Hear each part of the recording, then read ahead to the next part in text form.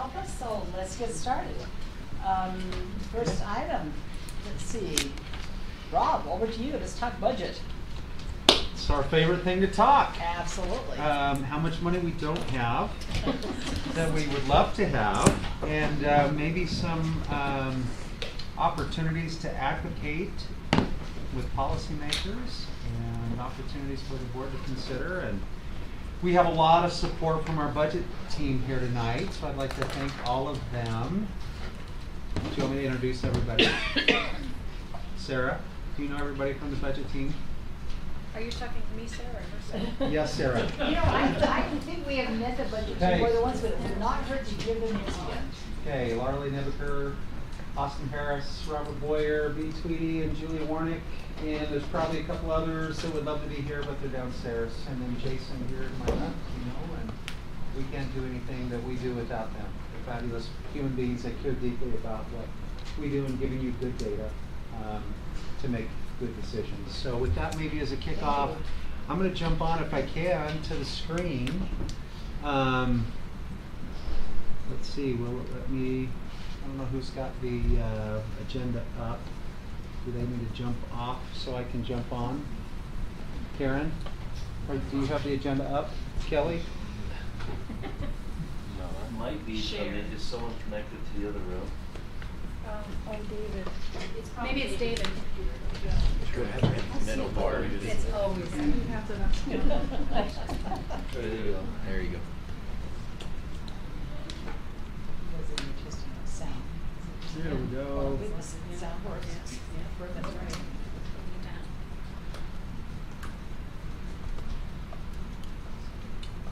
Awesome. Okay. So we're going to hit some highlights tonight. The budget process is a lengthy one. We'll go over process, who's involved, requests versus available, and then some changes or some things to note in the current year budget. I'll hit special ed just a little bit as well. I know that's something that was discussed in Finance Committee as well. A couple items there. And just a reminder that the ARPA funds, the ESSER funds for the pandemic, those are gone. And so because those funds are gone, there must needs be a contraction, because those funds that were a great support for a lot of things are expended fully. And so we would expect to see some adjustments because of that. So maybe that is a note to start off. And Jason will take us through the budget discussion, and then I will shift gears and we'll talk our second item on the agenda. Chase. Thanks, Rob. Okay, so next slide there, we've got the operations budget process. First page, slide 3 here shows where a lot of the documents can be found. So over here on the left is, if you go to the Business Services on Alpine School District's website, down on the You left. enlarge that just a little. So we're starting on that left one, and we just kind of have a little thing. So alpineschools.org/business, and then if we go under Employee Resources, so scroll down just a little, you can see that first red box, so Documents, Procedures, and Forms. When you click on that, then the one in the middle, top middle comes up. If you click on FY24 budget documents, and then operations, then you'll see those. There's five or six documents there, PDFs that show the information that will be going, that kind of summarizes what's been going on. The tax revenue reports, the state's estimates for revenue, and then the operations request and the funding recommendations. So the deadline down there at the bottom for operations, the deadline for departments to submit was February 3rd, and we've been working through that process since then. Would you like to see it in real time? So, if you were to go to Business Services, just where you're at. So here on the left side, 24 budget documents. talking about tonight is operations. Here are those documents. So for example, there's the budget summary. Okay?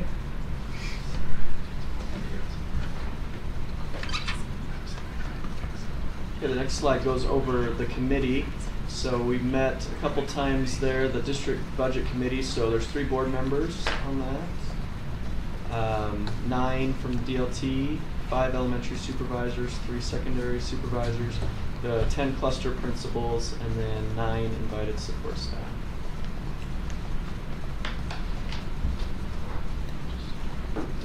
So these are the dates for the process. We start in the fall in October. Last year we started with the process. The committee recommendation, we met March 8th, just next door, and went through some scenarios and tables with teams to be able to recommend which items, what percent of COLAs, other things there. The district leadership team then made recommendations the end of April. Finance committee, we looked through that today, May 9th, and then June 20th is when the board will move to accept the budget in board meeting. Questions on that? And on the 20th, you'll be doing 2 things. You'll adopt the final budget for the current year, fiscal 23, and then you'll adopt a tentative budget for fiscal 24. The next slide shows calendar of all the different items for both the operations and the capital requests.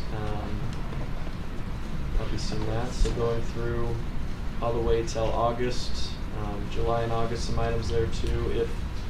If there's need for truth and taxation, some dates there in August. The next slide here shows our estimated revenue. So with property tax, we're estimating an increase of new revenue of 2.6 million. The additional, for the schools we have, we're estimating about 4.8 million of revenue to support full-day kindergarten. And that's it'll be about that in the cost. So we'll have that much cost and that much revenue coming in. 59.1 million is new unrestricted state revenue. So with the WPU increase of 6%, 23 million of the 59.1, however, is the House Bill 215 with the 4,200 certified raise for all those that qualify. So increase in guaranteed funding was 12.6%, and some increases in TSSA and transportation. Do we know the percentage of how much we're getting more in TSSA? Similarly in the percent. How we went from 18 to 21. So we'll do that. Well, that helps. You said that helped, okay. Thank you. So the grand total there we're working with in new revenue, 66.5 million total. Next slide will show us the requests. So we had 83 operations requests for 90 million. Some items weren't able to make it through the process. These are just some quick stats. So to give a 1% COLA to all employees is about 4.6 million. To fund steps and lanes is about 6 million. The medical insurance increase this year was 10.9% over the previous year. So the district funding 67% of the medical insurance increase is $6.7 million. So 1% on medical is about $1 million, a little bit less. So the 10.96, there it is there, the 10.1 million was the increase. Go Does ahead. that increase every year? Are we Yes. saying it's been a consistent increase? Yes. So 2 drivers for medical costs. One is the inflationary cost of medical. So that you'll see whether it's supplies, whether it's providers, whether it's hospitals. It's that inflationary cost you see for medical expenses. The regional expense, I want to say the inflation was about 8%. Then you also have your pharmaceutical cost increase. That ranged between 5 and 7%. So the cost of prescription drugs, as you have more I'm not, they're engineered drugs, but specialty drugs.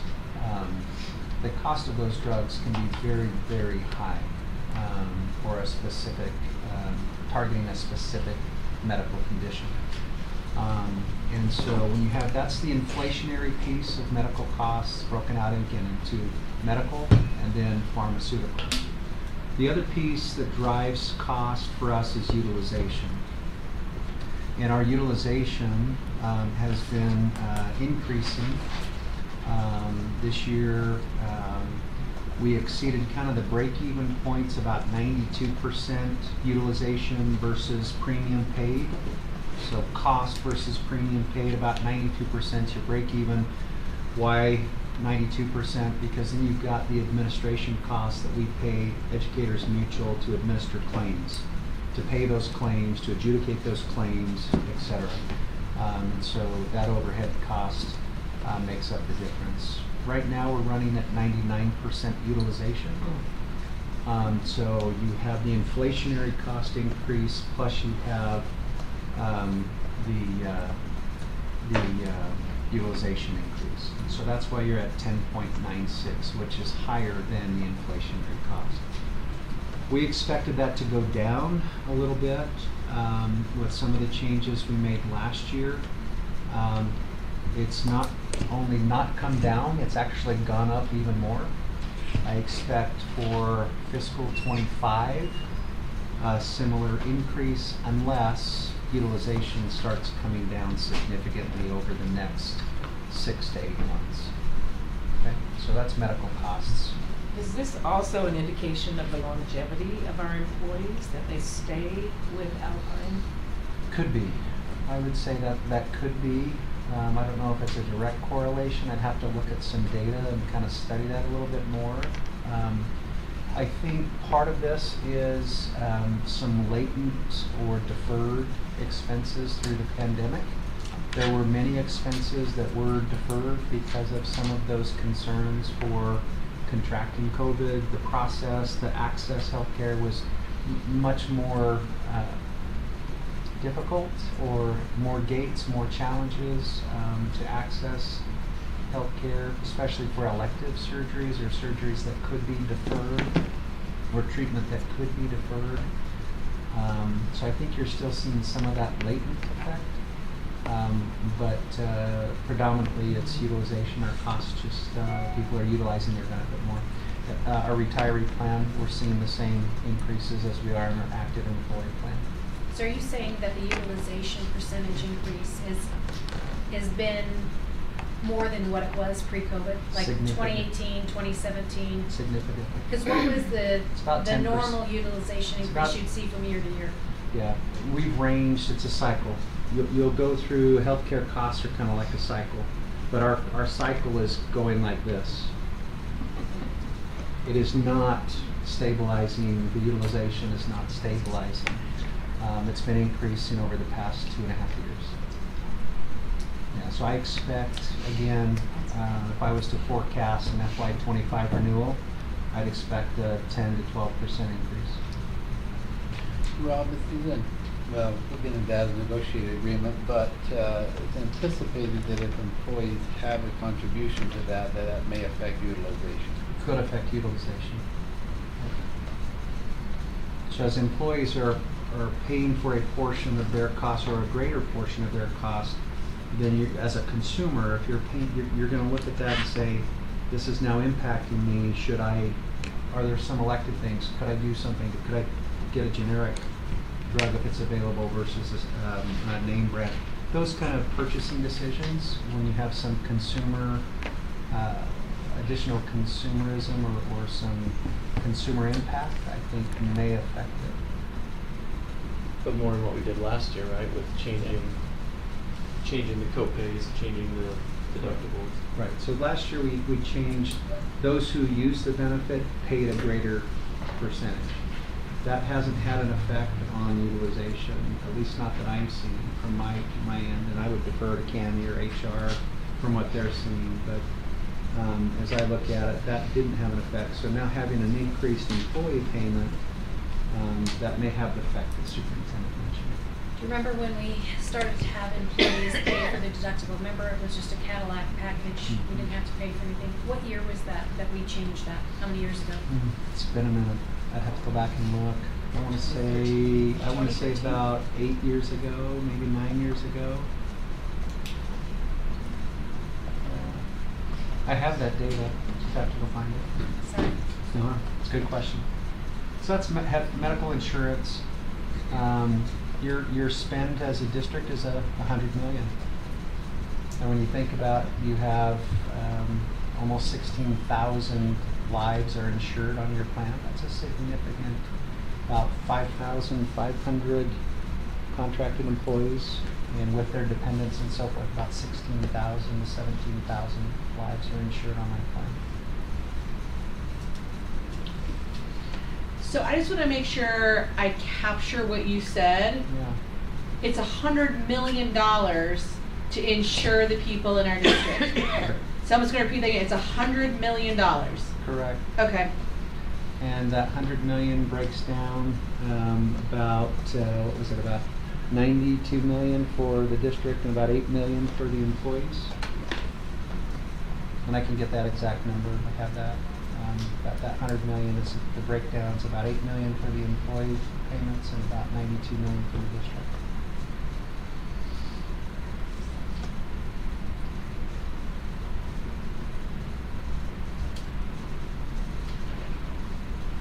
A lot of cabbage. Just Well, I think when sometimes the argument is you just need to cut the wasteful spending. And when you're looking at that size of a cost associated with what I would argue is an essential piece of taking care of our employees, I can't cut and $100 million of really not cut, and that's not even salaries, right? We're just talking about insurance, of not really cuttable expenses. I think just articulating too that as much as we want to save and be careful stewards, we also have to balance that out with taking care of our employees, and that presents some unique challenges.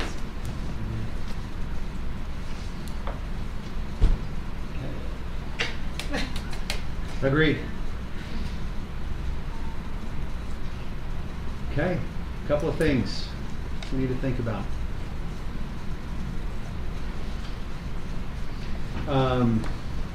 How do we continue to invest in a teacher compensation plan that recruits, rewards, and retains the high-quality teachers that I know we all want for our students? That is, Tier 1 instruction is the best, most effective way to ensure students learn at high levels. So some of those things we need to consider is how do we do that? The packages that we are bringing to you tonight for consideration, the teachers are reviewing, the negotiation teams worked very hard on, I think does that. The board's target a few years ago was $50,000 as your starting salary. Then you said, okay, that's not good enough, let's go for 60. Well, when you look at what we've done this year and what the legislature did as well with the educator salary adjustment, you're pretty much there. So what do we do moving forward? Is it benefits? Is it wellness? Is it leave? Is it lower class size? Is it so some of those things that I know that each one of you wrestle with and talk about, what is that in the future that will continue to bring the best educators to Alpine? The second one right there is class size reduction. That is something I know we all hear about, but how do we do that? What's the right way to do it? Is it targeted?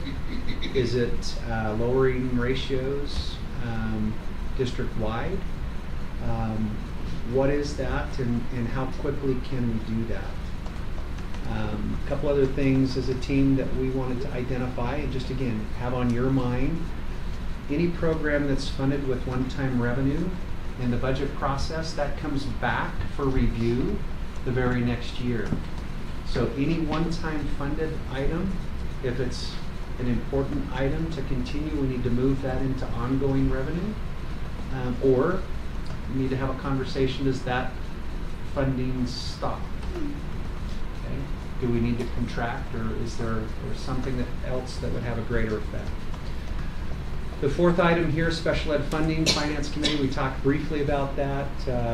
Wanted to hit that again. Our expenses exceed revenue. During Finance Committee, I got a phone call from a legislator. I flipped out and took it. And she has 2 bill files open on special ed. And how do we provide more resources for those students of greatest need? And as I mentioned to the Finance Committee, it was almost as if during the pandemic, those additional one-time funds actually created a funding structure that we need ongoing for our special needs populations. But now those one-time monies are gone. What can we do in our advocacy efforts? How do we share the data to illustrate the gap between what the need is and what's being funded, whether that's at the federal level or whether that's at the state level?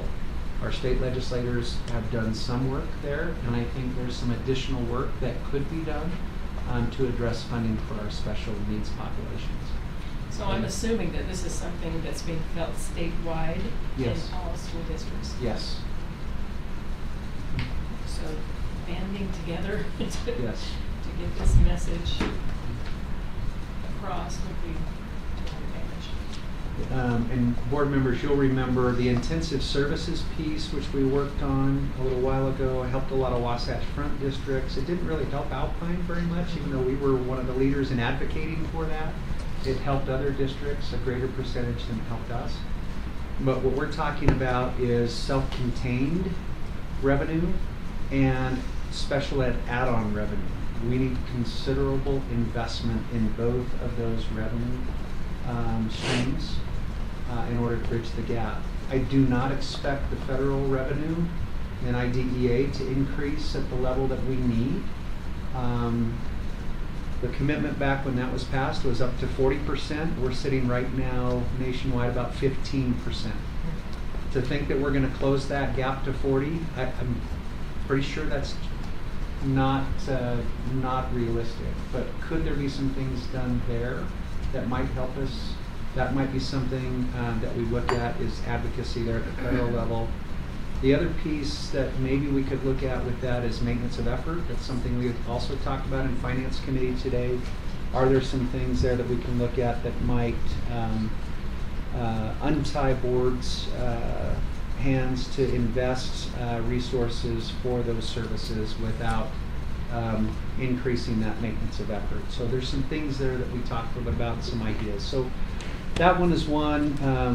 Appreciate Annalise, Ryan, Crystal, Jason. We've had the directors in our special ed, Jack and Zach and Peter and David. They've done a nice job working with us, trying to examine some of those realities. And if I was to sum it up in a nutshell, caseloads are going to increase and para support is going to decrease.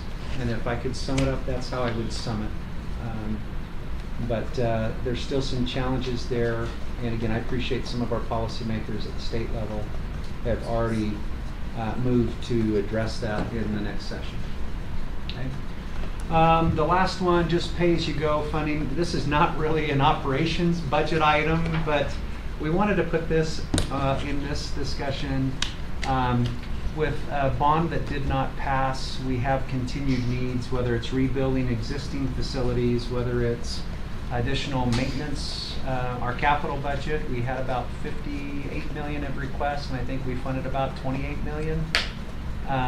So there are additional needs there, and whether the board uses the tool it has, which is property tax and tax increments.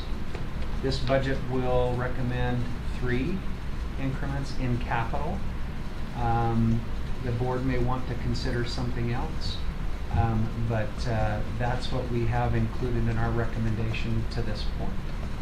And I've been pretty open about that for months and months. So that is something that, again, I think maybe the board would like to look at. We did, before we went for the bond, did look at a pay-as-you-go option. And we decided to go the GO bond option. But that might be something that we want to look at, and be aware that the legislators have mentioned that they also want to look at lease revenue bonding and some of those other items that may complicate that last item there. So just know that that's out there, but something we need to look at a little more closely.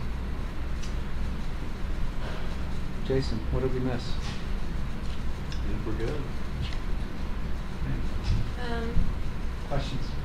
So you're saying 3 increments to cover a lot of the capital projects. If we went 4, could we cover helping SPED? Different funding source. So you can't use that for that? Great question. Each tax increment will yield about $5.9 million. Tax values have gone up quite a bit. I think that will stabilize somewhat over the next couple of years, but about 5.9 million annually that will generate. If we were to raise in operations, which is the budget we're talking about here, if I raise it locally, I receive less from the state. So to maximize dollars, we've looked at shifting expenses from operations into capital, because if I raise the capital levy, I don't offset state revenue. So that's why this budget kind of morphed a little bit from our initial discussion, was 2 in one and 1 in the other. 3 in capital, and moving expenses into capital maximizes the dollars. Sorry for the board dumb has question. generally. It's No, just there's good question. But there's only certain things. There's only certain things you can do in capital, You like can't move everything. like your lease revenue bond payments. I can move that out of Fund 10 into Fund 32. That was the big one.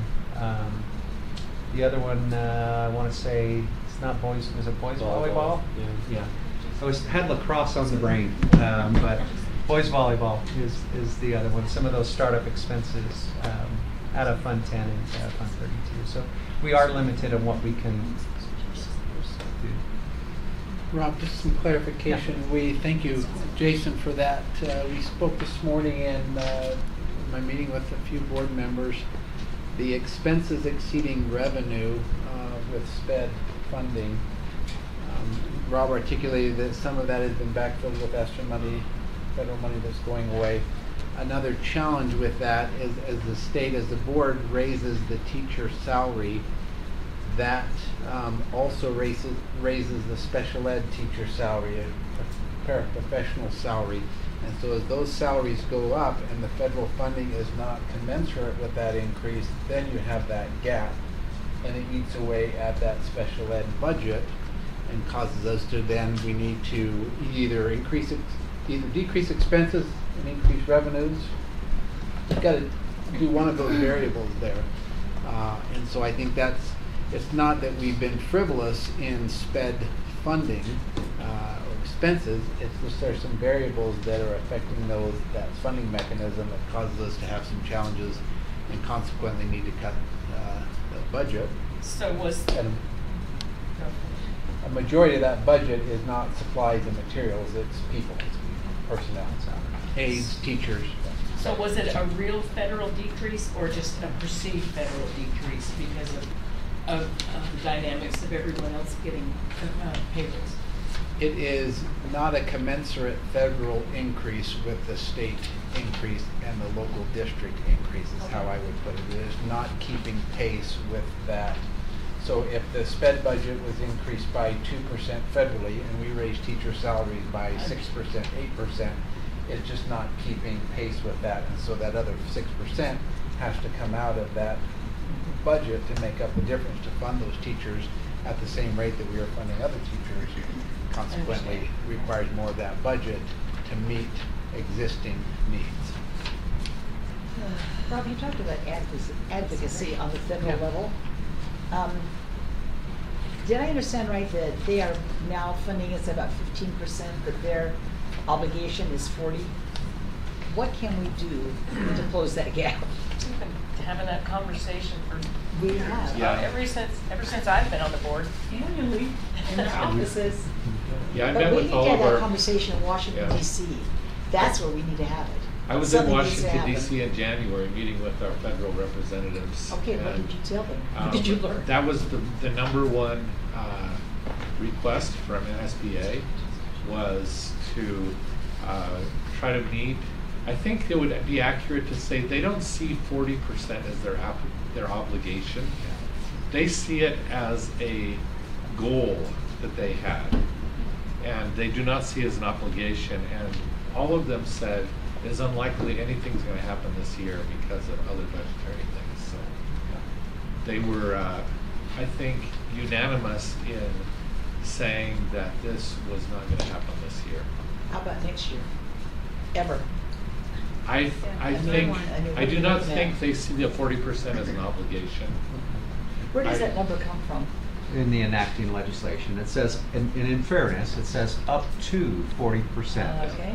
So I think that's where the debate comes in Okay. is the 40% a target, or is it A max. a max or requirement, or Dreams. just a dream?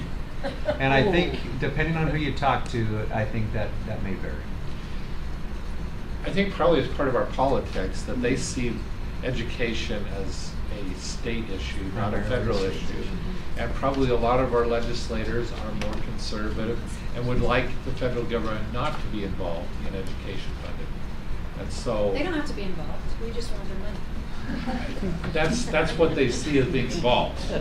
So yeah, I think in terms of your question, Sarah, about what about next year, I think it's unlikely to see a change as long as we have the current conservative philosophy among legislators. So in response to Sarah's other question, Yeah, I just looked at Stacy and said, what is the PTA doing? no, And but she would know. we go every year, I and know I you think do, what is yeah. different, everybody in this room, for us, education is the most important thing. Like, kids coming up through K-12, they are our future, so we all see, you wanna fund this makes the most sense. When you get to DC, every office I've been in, there's little old me from education, and this person is from construction, and this person is from real estate, and this person has a robotics company, and so you're competing against multiple arenas who all want money, like, and we all feel like I think I'm right, but I would say in fairness that everybody in that space is saying my cause is the most important. I need you to help me because this is what matters. A lot of it also comes down to what committees they're on. We didn't have anybody on the education committee for a long time. We also have people represent us that say, well, if it's not my committee, I can't help you. And it's a hugely frustrating thing, but in fairness to them, they have constituents from all over the place. I will say, however, I do feel like Senator Romney is incredibly helpful in trying to help us make movement in other ways, but I think as long as there are people competing, and we really, honestly, we don't offer them things in terms of what they're looking for to make movement. So I think Mark hit the nail on the head with, as long as we have the conservative group that we do, I don't know that we're going to see what we need, but not for lack of trying. There may be a window of opportunity with the ESSER funding, as you were mentioning before, Rob, that established, yeah, and just say when you take that away, teachers are gonna feel that, our aides are gonna feel that, specific in our district as we address the budget challenges. It's gonna be real. This always feels like a Debbie Downer thing It does. because It it's just is. like, here are all the needs and then here's your money. Like, and I feel sometimes if we have to make these King Solomon decisions about who do we fund, who do we choose, and the one person I say yes to, there's 10 others I say no to. And I think that's one of the challenges with the funding dynamics they're experiencing, because I think there's this sense of like, we were given a sizable amount of money from the legislature this year. Some of that was tied into specific to teacher pay raises. So I don't even like the 59.1 million unrestricted, because I'm like, well, it was restricted. Do I believe in the pay raises? Absolutely. The frustrating thing is I also feel like we're almost starting from like a negative between the increases in construction costs, FF&E, you know, our natural gas, our transportation costs, our nutrition costs. So it's not like we're having, well, you guys just need to cut here. It's like I feel like we're being bombarded in so many areas. It's not one thing, it's 80 things competing simultaneously. And I've sat in the M&O meetings and the capital outlay, and this is hard. And I think one of the things about having large committees, and when we discuss this, is the number of people who realize it's hard. Because I feel sometimes there's this sense of like, well, the district has all this money, the district can just pay for it. The district does not have all the money. It feels like it in comparison to maybe like a school budget, but the reality is we are making decisions on a much larger scale, and it's harder in that arena because you know that when you say yes to someone, you're saying no to everybody else. And I don't know, I struggle sometimes with the budget process because it feels heavy. It always feels heavy, and it feels like, even when it feels like, yes, teachers are getting a solid pay raise, or we're taking care of our classified people, it feels like we still end up losing. And that is a hard thing to wrestle with. I think that's well stated. We feel that. I think all of us in the budget team, in the finance team, that heaviness we feel, because you look at some of the requests, there were some legitimate needs that we are not able to fund. However, you funded for every request that came of the 83 requests, you funded $66.5 million in this budget of the $90 million of requests. So although it's heavy and there's many that we'd like to see funded, there's more support we'd like to provide.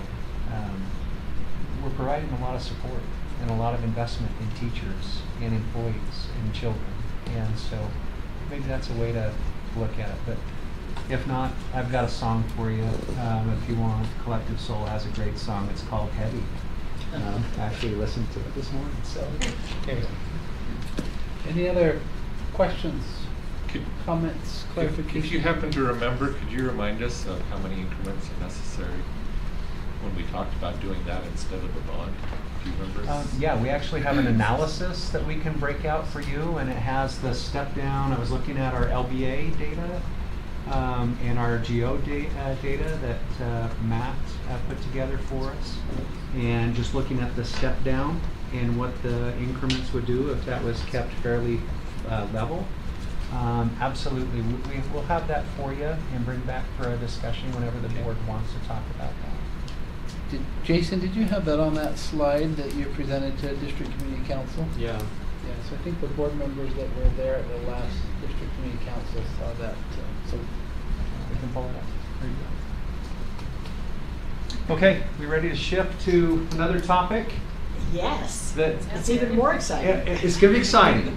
Yeah. So let me just shift gears here. While you're shifting, I just wanted to know if Debbie Downer is related to Negative Nancy. No, negative net. They don't get along. Okay, they don't kill it. They don't get them. Okay, here we go.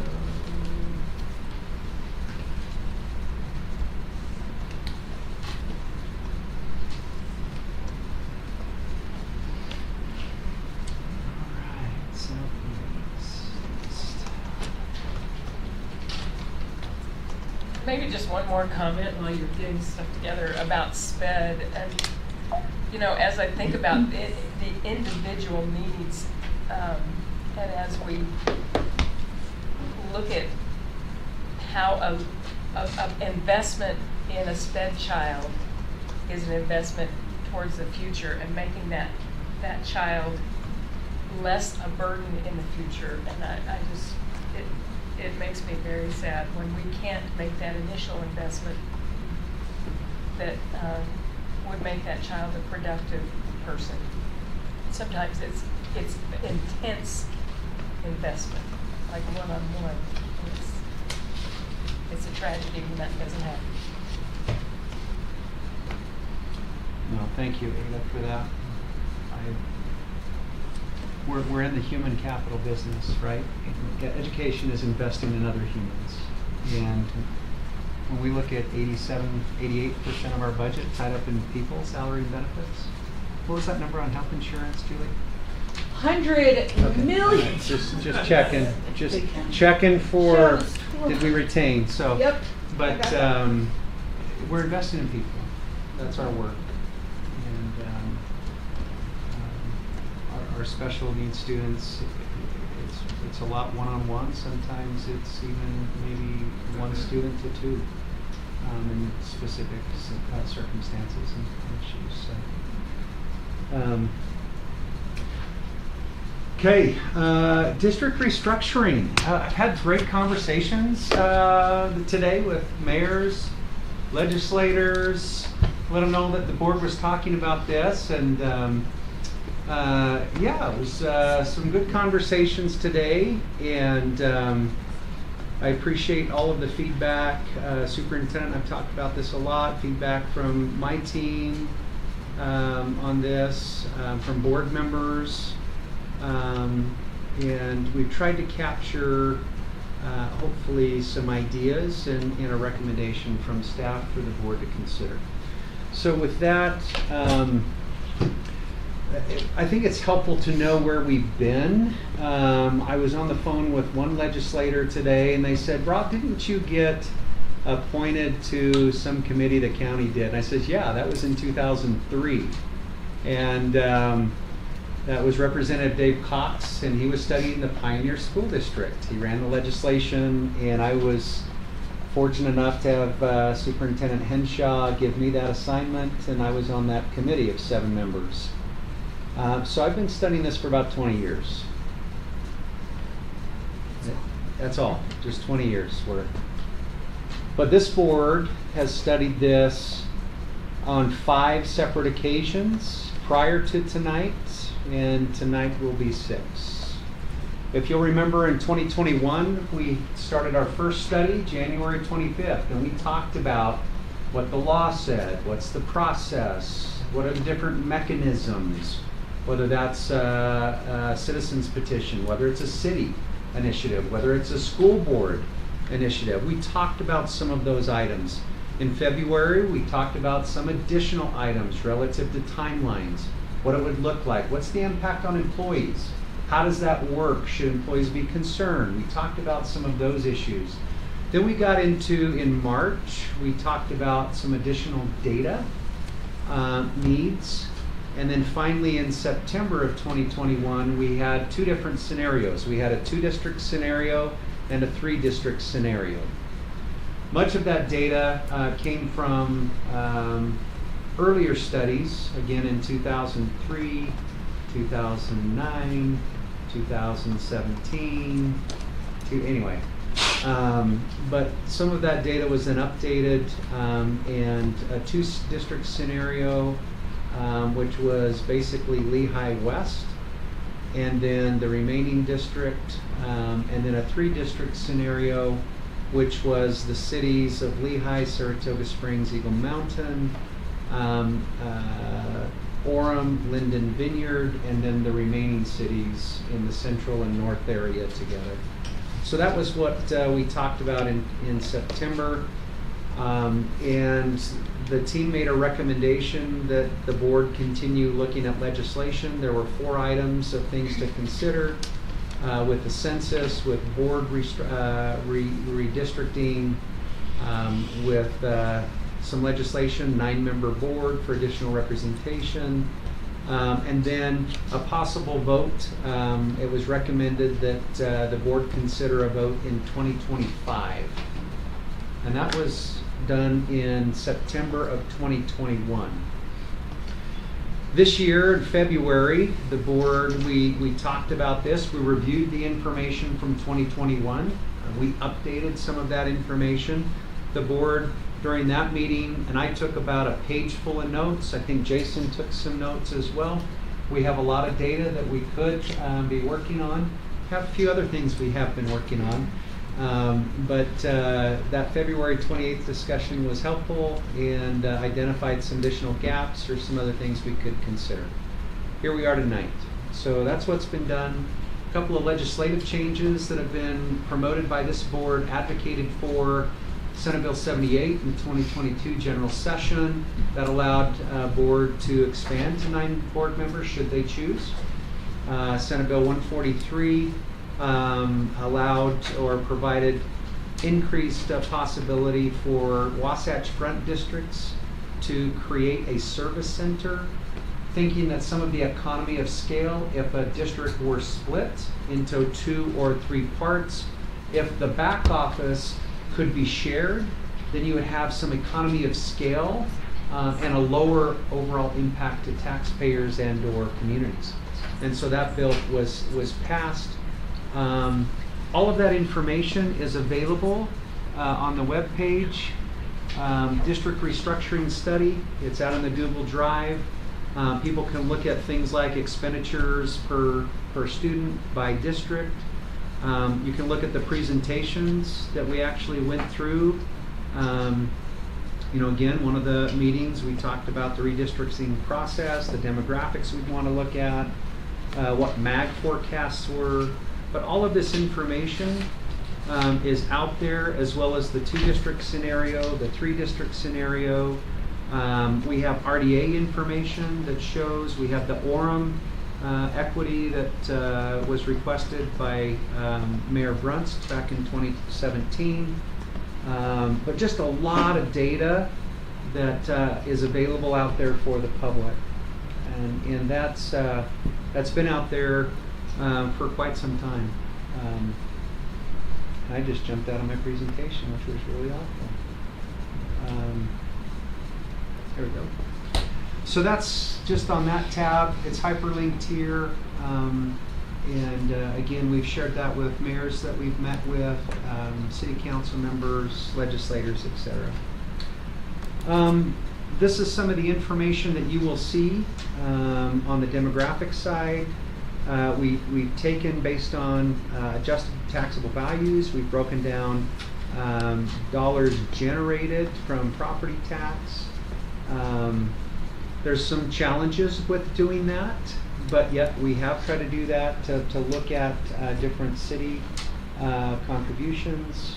We've also looked at facilities. And some of the deltas from the last time we've studied that. Taxable value has gone up about 11%. The number of students has gone up about 1,000 students. And each one of these variables has adjusted. We have we closed a school and consolidated it with Parkside, and we have constructed new schools in the west area. So this data, it's only as good as the date that it's run, because it's ever changing. Okay, and so we update this typically in the fall of each year once the fiscal year closes. And we'll be doing some of that work here over the next couple of months. A couple of things we'd like to recommend the board consider is to pass a board resolution calling for a vote of the public on November 5th of 2024. One of the concerns that we see in the statute is there is not a direct path from board action to ballot. A city council has that opportunity in current statute. The school board does not.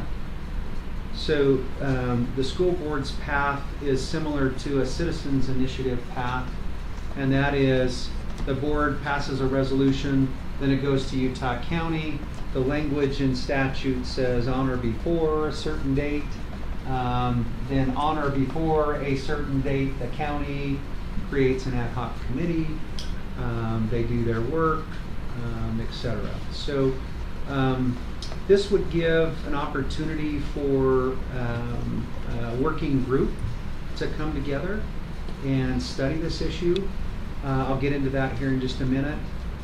Possibly create, if you don't have the hyperlink on the presentation or don't know that that information is on the district business services webpage, you may not find it even if you hit the search. So it might be something like we did for the boundary and the school closure, is create a separate page and then have that be the repository that very easy to access, easy to track and see what's happening what's not happening, what's being considered, et cetera. So that might be something the board consider. And then the third bullet here is just establish timelines, key dates. What is the composition? What guidelines the board has? What information the board would like to see? And again, I know you all have your lists because I have a list from some of you on some of those items, as does Jason. So anyway, this is just, if we were to say in summary form, this has been talked about for 20 plus years in Alpine District. And it might just be wise for the board to consider, let's ask the public what happens, and then let's work with a study group to provide just feedback for the board. Ultimately, the board needs to make a decision if the board chooses to do that. So that's that piece. A couple of other things that I want to note. I mentioned this just a minute ago. There is a bill file open up already on district restructure. There are several legislators who have ideas as to what should be in that bill file. I've talked with several of them today. But should the school board have a direct path? That is something that could be considered. The other is the timing of from a vote to a school district creation. This may be or may not be something.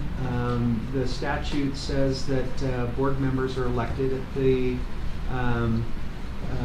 next general election, not a municipal general election, but the next general election. So if that occurred on an off year, you would have to wait till the next general election. So let's say the initiative, the board decided to move forward and direct staff to work towards a 2024 election.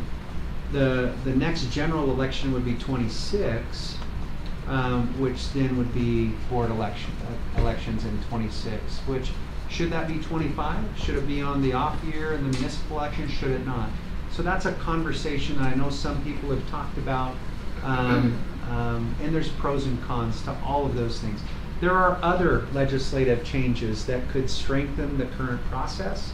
I know at least one board member has talked with me about a couple things, or some ideas that they have.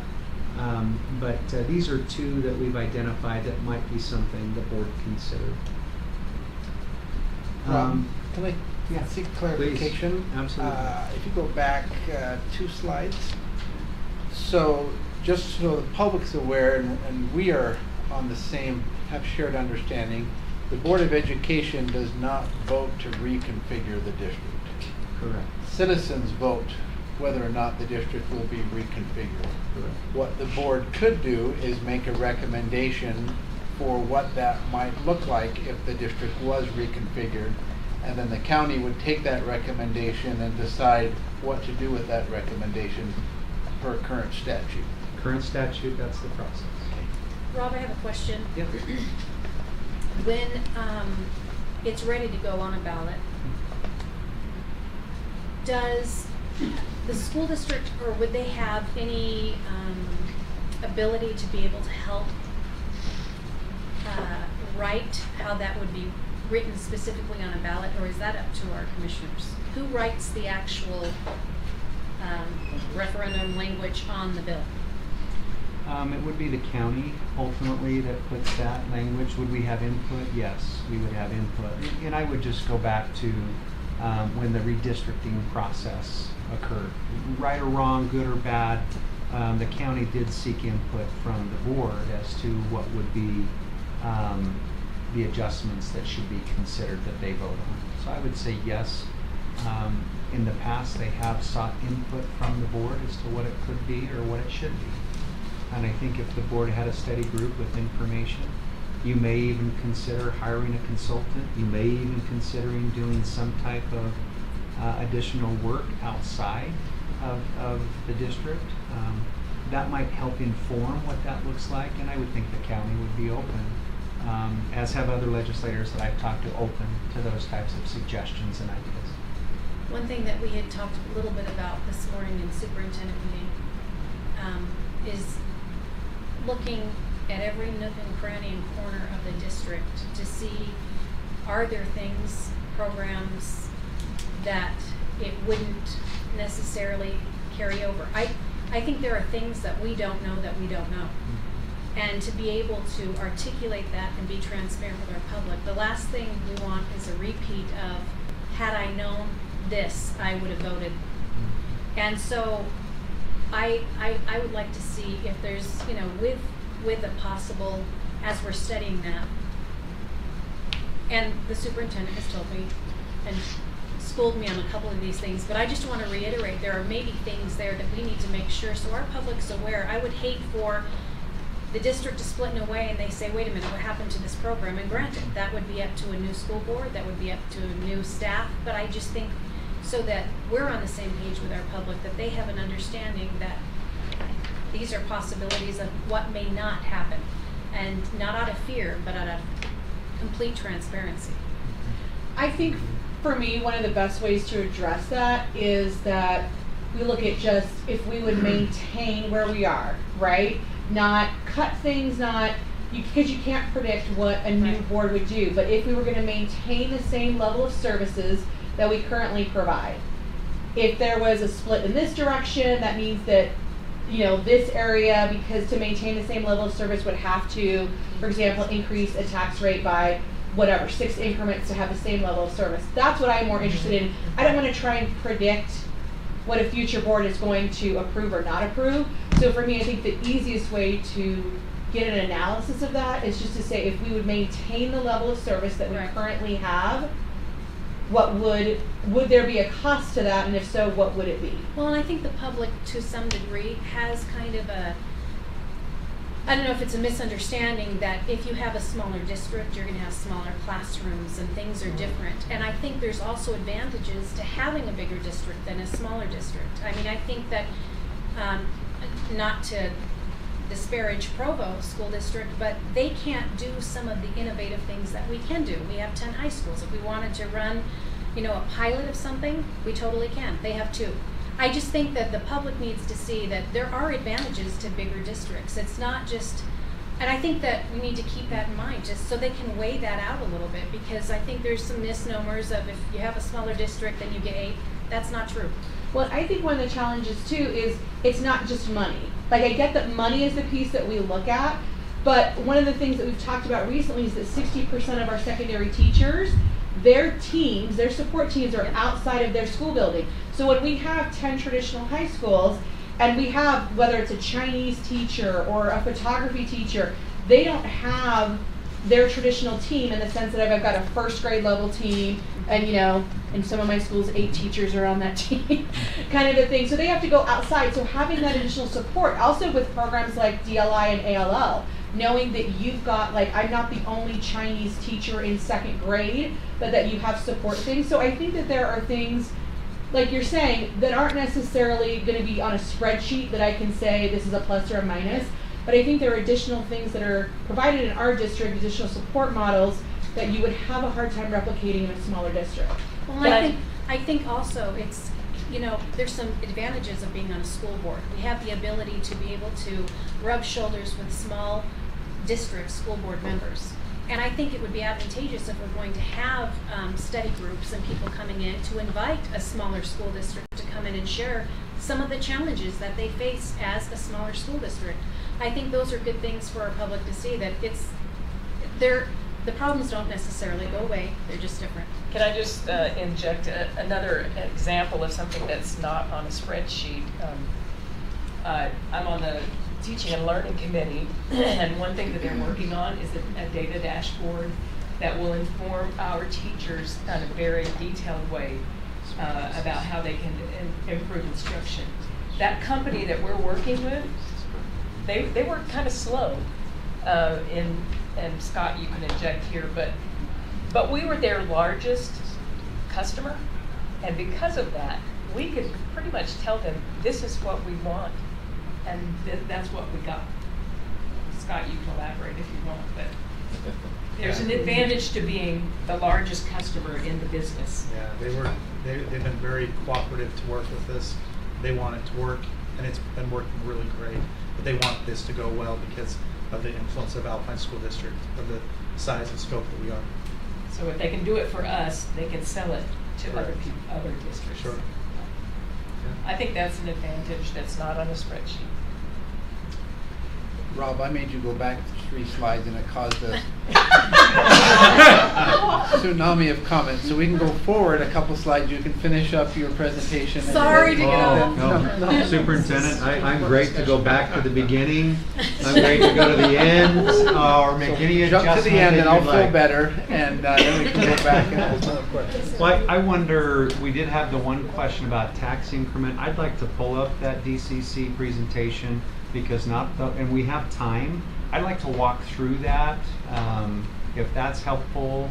But the conversation that just has ensued this is my page of notes from visiting with board members on things that we should look at, could look at, must consider, may consider. And that's just one page. Like I said, I know Jason's got some as well. But you know, the thing that I would just remind all of us is a large district, a medium district, a small district, they're just different.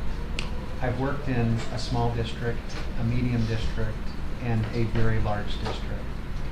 And ultimately, at the end of the day, our customers tell us what they're willing to pay for, what they're not. And boards of education make the very best decisions for student outcomes, for families, for taxpayers, for teachers, for other staff, that they absolutely can make. And that's what each one of you do. Been doing this a long time, worked with a lot of boards. I know your heart, I know what you're striving to do, so just kind of keep that in mind. It can get dicey, it can be politicized, and it has been, and it may be more so. But I think when we try to share data, we want to share the best data we can. We want to share it in a factual way and inform. And then people will have conversations and passionate conversations about a great many things. So just a reminder. But I was at the end. I was just questions and direction from the board when we went back. So. Actually, a question. Yes. So you mentioned the analogy with redistricting that just occurred. Yeah. And I was thinking back on that process that there was actually a statewide group that proposed districts to the legislature, and they ignored all of it and did their own thing. Mm-hmm. So do we have any idea of what the county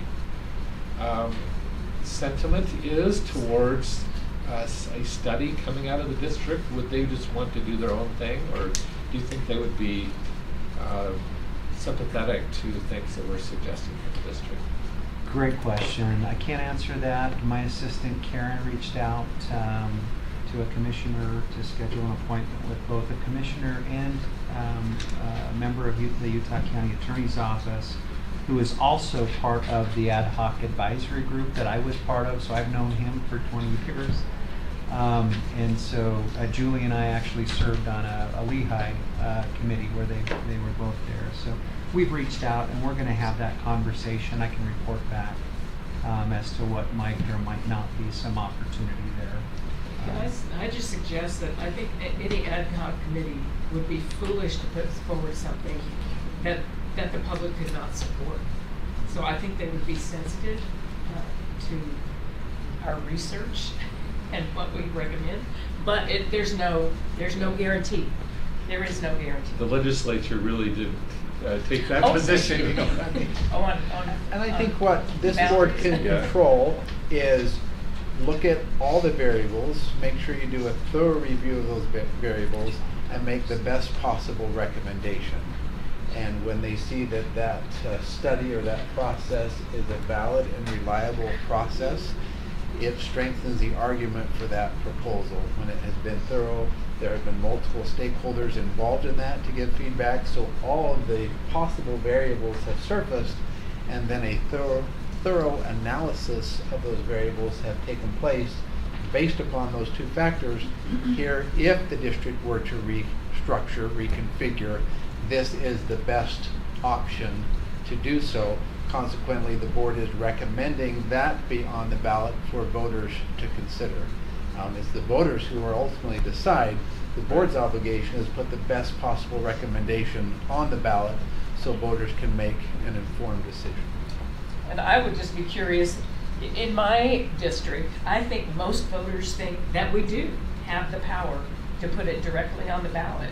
And that is what they prefer. And I'd just be curious what you think about your constituents. Do they have the understanding? Do they know about the ad hoc committee on the county level?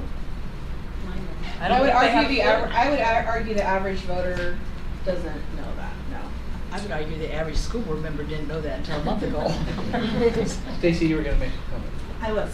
So when we're talking about what we're going to look at, I would like to respectfully request that if we're doing these by cluster, that we scale it so all clusters are not equal in terms of the number of students or employees. So as you go through different programs and things, no sneaky graphs. Sneaky graphs. Sneaky Graph retired many years ago. That's for BYU. Oh wait, Hold on. that paragraph. Sorry. I thought that was a paragraph. Okay, it was a paragraph. So Rob, I have a really quick question too. Stacy, I'm going to capture that. Thank you. So you're talking about taking into account student counts. So remember when we were looking at the enrollment and camp report, and there were some different graphs where it didn't look like the numbers were that different? Because it was like 800 Yes. on one chart, and then it was like 4,500 on another chart. 10,000 in the west, right? And so Yeah. then, and thank you business services for making that adjustment, but I'm just saying, as we're looking at programs and other things, it's not apples to apples if your numbers are totally different in clusters. Because I think one of the things we had talked about, and I'll just say one more time, DLA and Lehigh, we're waiting for it. But as we look, part of the conversation was, is it one per cluster, or is it, you know, two in one area and one somewhere else? And so just, I know as ELT has been studying that, but as I want things to be as clear for our patrons, I think we look at, probably everybody in this room looks at actual numbers, but a lot of people, I think, just kind of look at what the shape looks like. So just being Transparent. aware of that. So Rob, can you remind me, I have a figure in my head and I'm not sure if it's correct, so I need you to correct me if I'm wrong on this. Was the price tag for a Jordan Canyon split roughly $60 million? 64, and they stopped counting after a certain point, so I would say 64 plus. So Million. I'm just gonna go based on, That's based on the BA's data that they gave. and that was roughly 17 years ago, Correct. 2009, so 14, 15 years 14, ago. 15 years Mhm. ago. So I don't think it would be a gross assumption to assume that a split for us could cost upwards of $100 million based on how, I mean, and I'm not making a statement, but I'm just saying, based on the previous dynamics of Jordan Canyon, this could also come with a substantial price tag. Could. The And one thing I would add to that, Julie, is I think this board and administration over the years, having seen what may have happened with the Pioneer proposal in 2003 and what did happen with the Jordan as it was being discussed in 2007, 8, and then actually occurred in 09, I think we have done a few things to prepare for those possibilities. For example, you have our technology team and Kelly and Blaine and Matt and all of these guys. We have a fiber node in our west area, and we have our Linden facility. So we have some redundancy should there be a loss of service, if you will. We have a transportation facility in American Fork. We have a transportation facility in Saratoga Springs. We had the old transportation facility in Linden. So we do have some facilities. We have a Horizon School for our self-contained students in Saratoga, and our Dan Peterson in American Fork. So we do have some things that I don't know existed when Jordan Canyons created separate districts. Whether intentional or by chance, I do think it would be a little different than what they saw. However, it would be costly, and we could estimate what those costs could be, or maybe, pretty easily. And where does the money come from to pay for that? All of our revenues come from taxpayers, in so if one we way, say the form, or cost another. is- That's, so whether it's local property tax, whether it's income tax, whether it's one-time fund allocations, whether it's fund balance, those costs are borne by taxpayers. And there might be some willing to pay more cost for something. Some may not want to pay more cost. But in the end, our revenues come from the people, the public, the businesses. So to pay for it, you'd either have to increase taxes or cut programs? Basically? You have to balance the equation. You either need more revenue, or you need lower expenses. It's the equation. Got to come from somewhere. Okay, I'm going to jump in. This is what we shared. Jason, Robert. We should have Robert Boyer come up and do this one. I mean, he's sitting right behind us. But the team did a great job putting this together for DCC.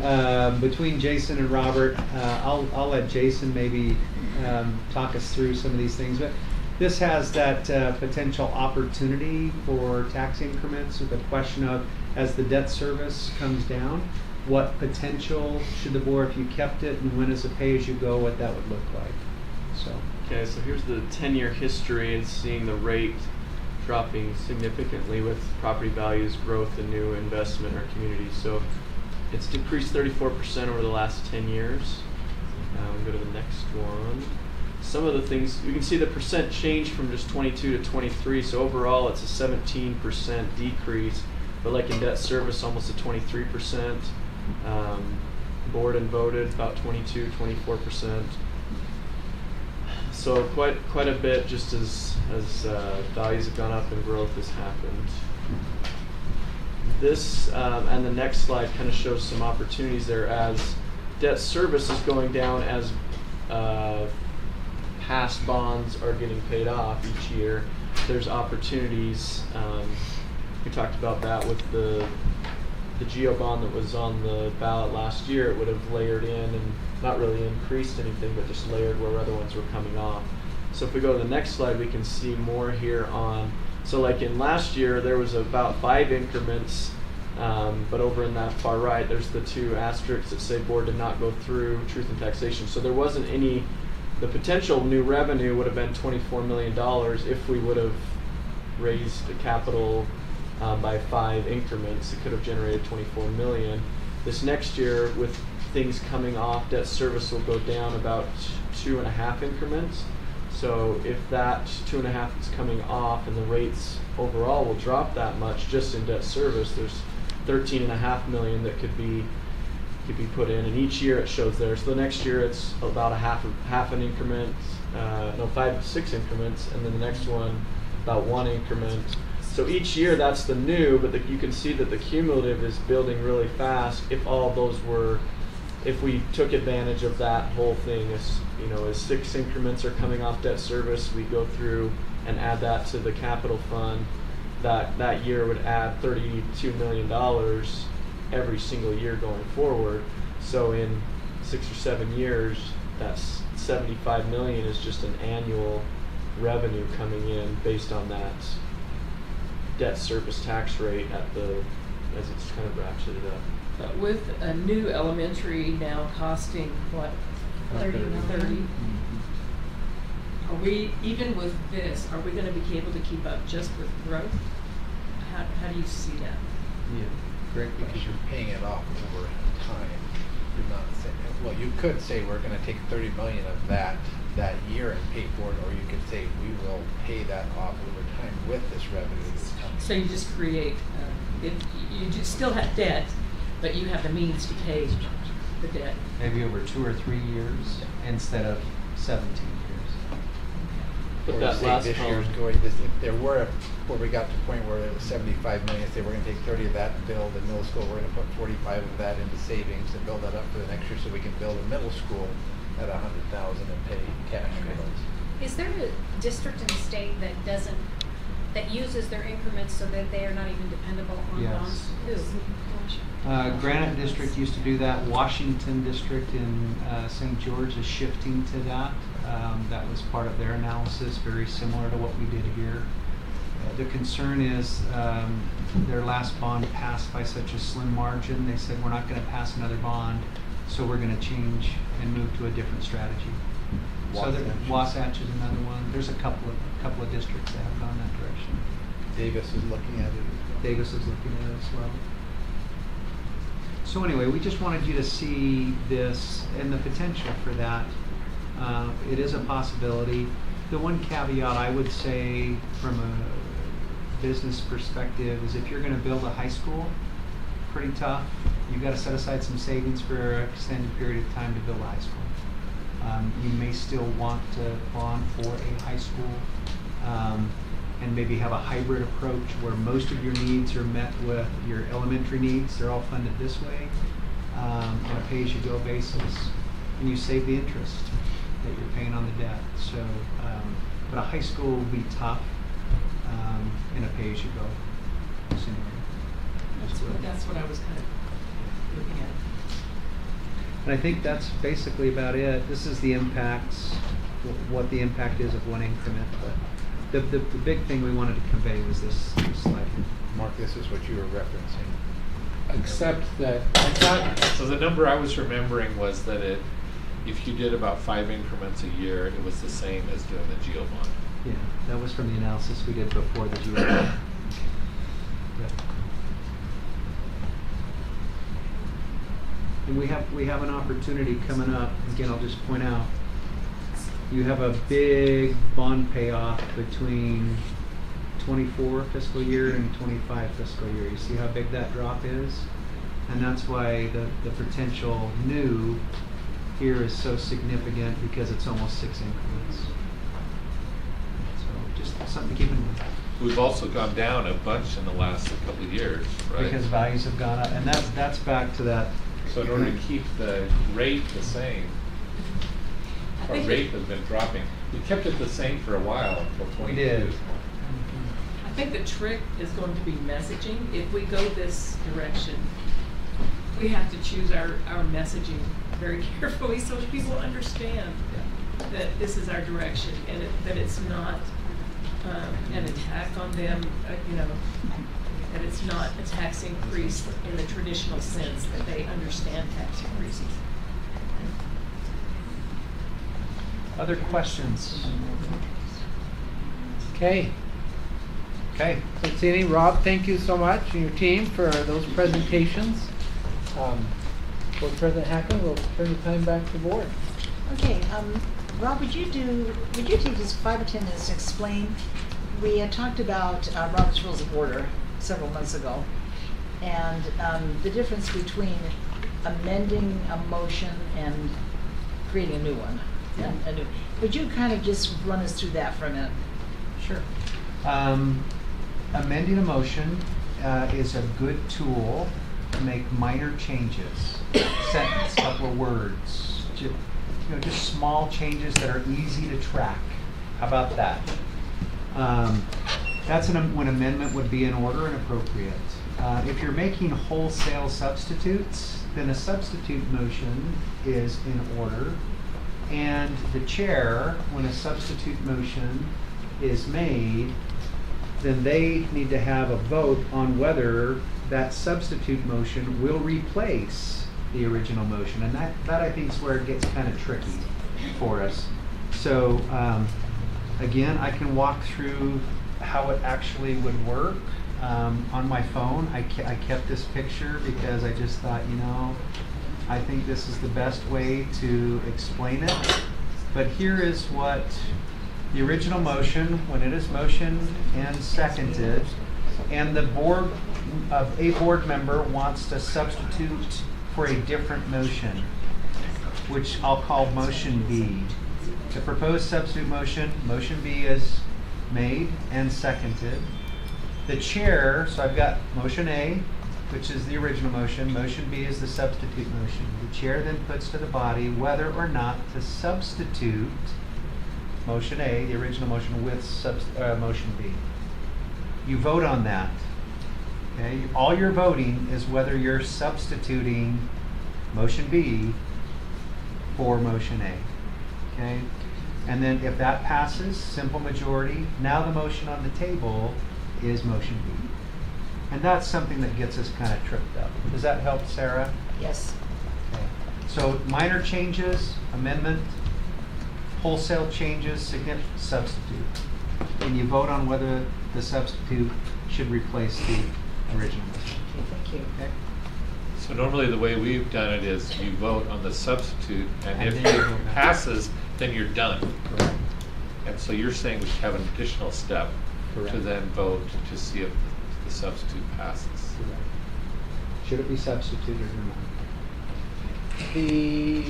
Just so a reminder, on the board agenda tonight, in the discussion action is district reconfiguration. So we did it as a study session item, and if the board chose to take action on that, direct the staff in some way, that could be done as part of our discussion action in the board meeting this evening. All right, thank you. Let's take a break and we'll be back at 6.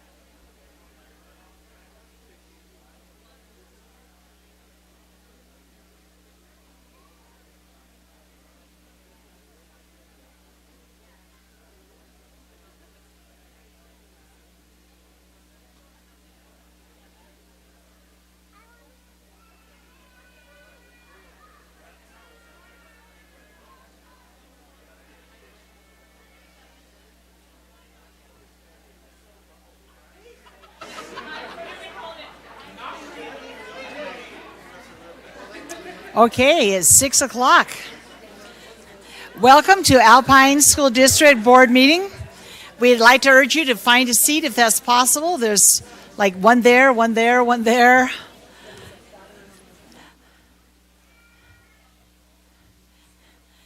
We love it when you all come. We love it when the board room is full, and we especially love it when we can honor our artists, which we're going to do tonight. So let's begin with a Pledge of Allegiance by David Stevenson, and then an inspirational thought by Joel Miller.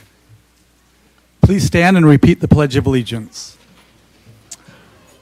I pledge allegiance to the flag of the United States of America and to the republic for which it stands, one nation, under God, indivisible, with liberty and justice for all.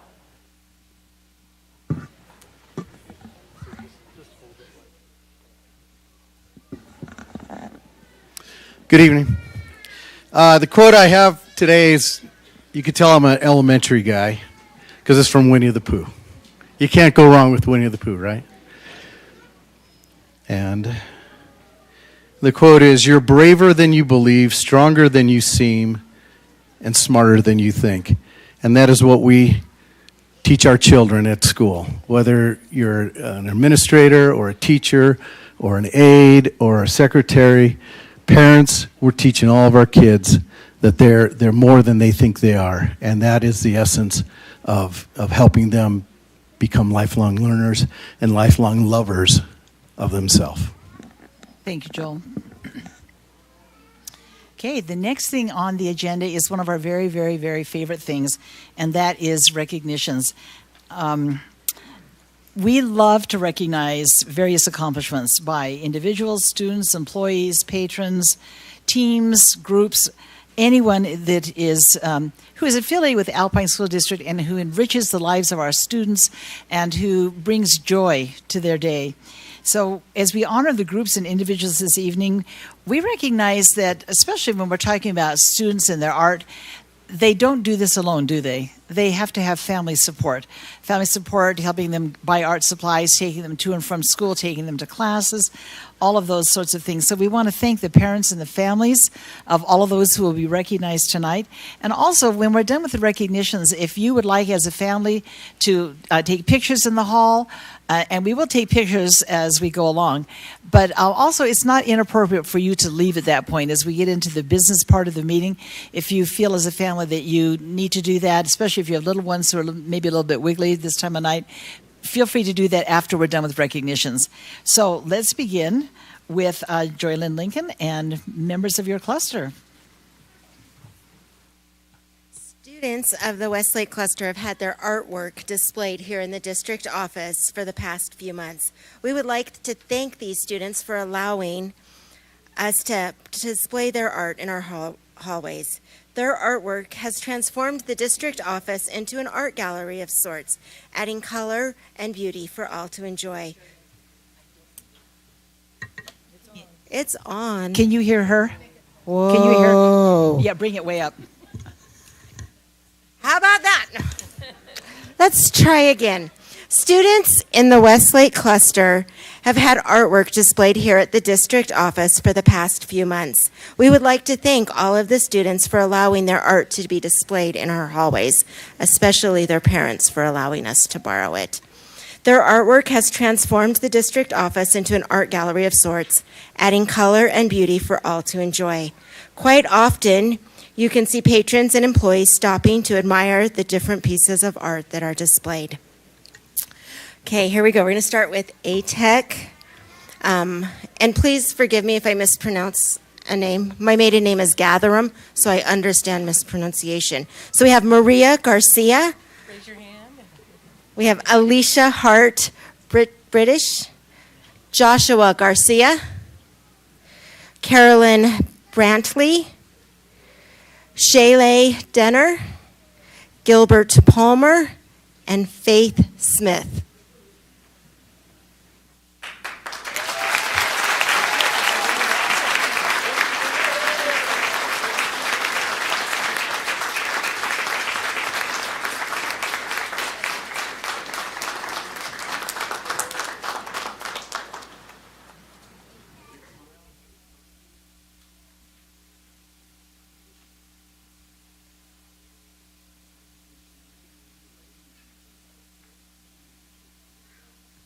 When we're done with our district picture, if there's parents that want to come up and take a picture, please do it.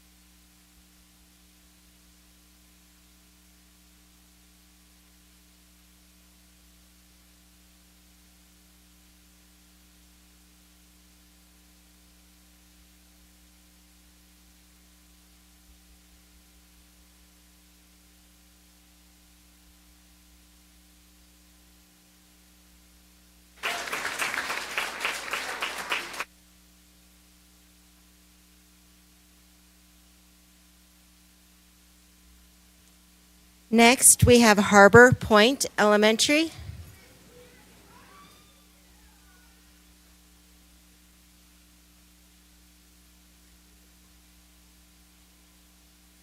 Okay, Harbor Point Elementary have Caitlin Height, Malachi Gunther, Isabel Lands, Isaac Gunther, and Shelby Ashmore. And this is Isabel Gunther with us tonight.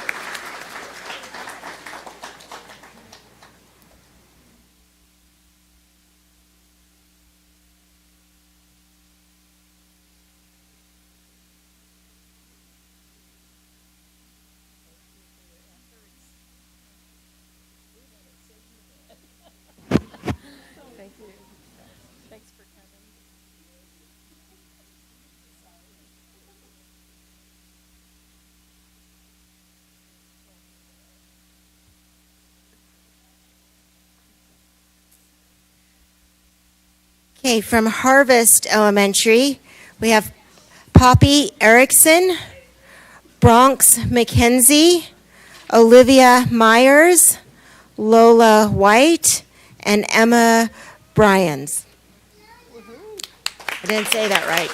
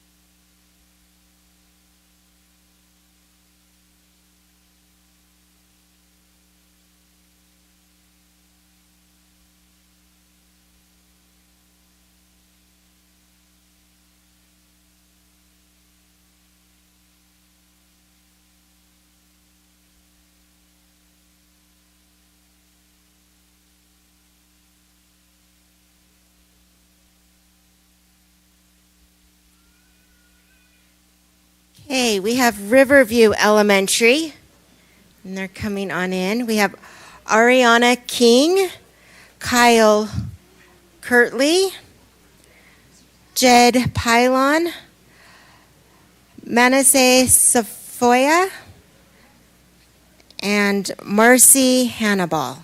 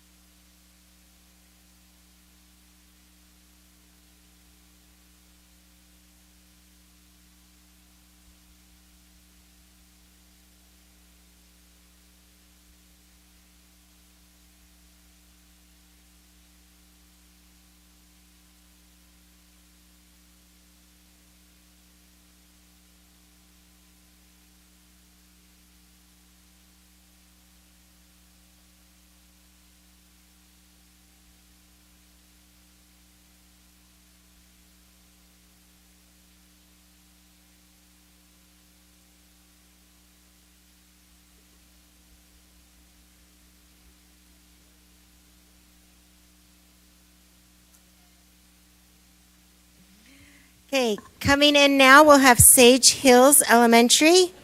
We have Rylan Clifford, Henry Graham. Just John. Okay, Altavita, Brender, Camden McMillan, Crosby Carter, Emerson Rummel, Kyla Wilbur, and Cameron Wojcik.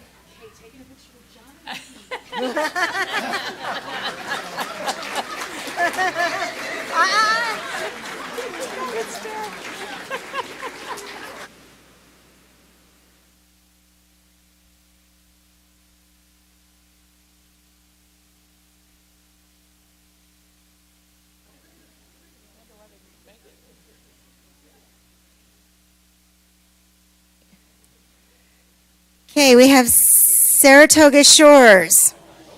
We have Boston Tree, Quinn Okasey, Scarlett Davis, J.C. Newman, Allie Dow, and Jet Mays.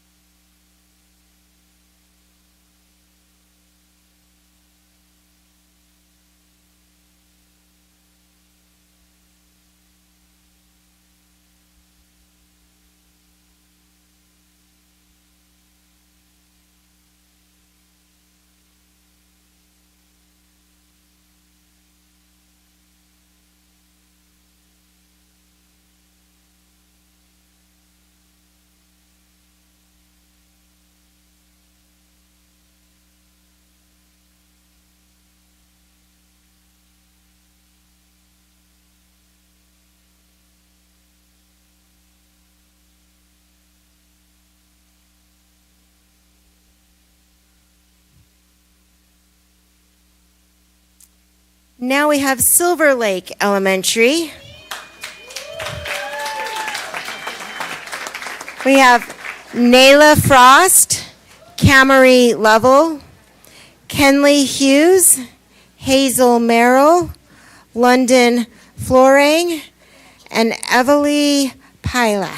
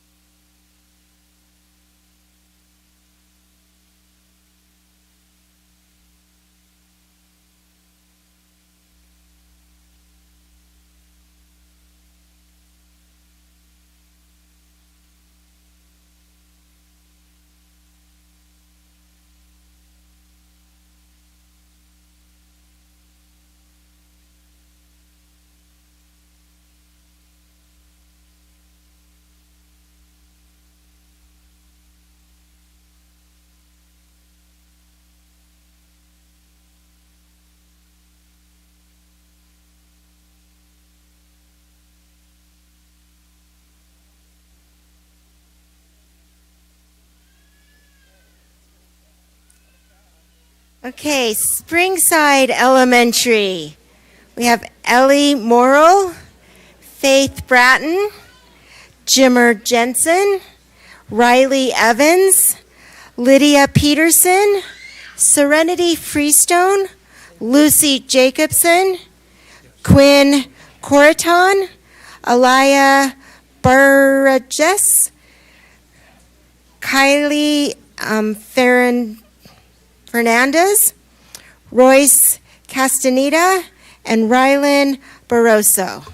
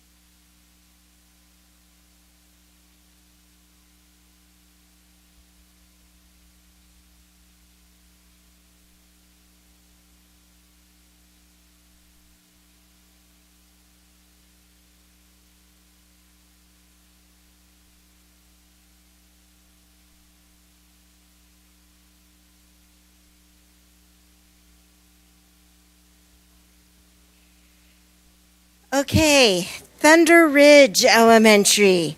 We have Eli Flower, Grayson Burden, Gabby Burdage, Ava Helen, and Paxton McDade.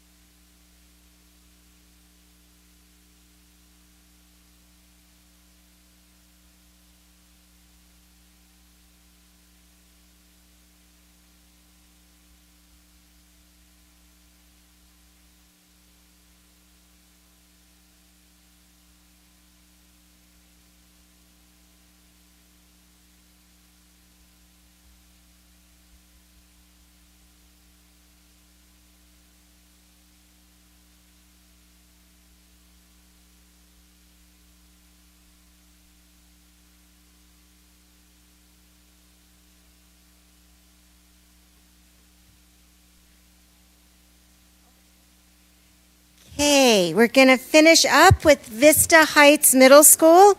We have Bailey Jarrett, Lovely MacArthur, Gracie Fairby, Dana Laguna, Emma Eborn, Haley Lisenby, Faith Gamble, and Brianna Sorano.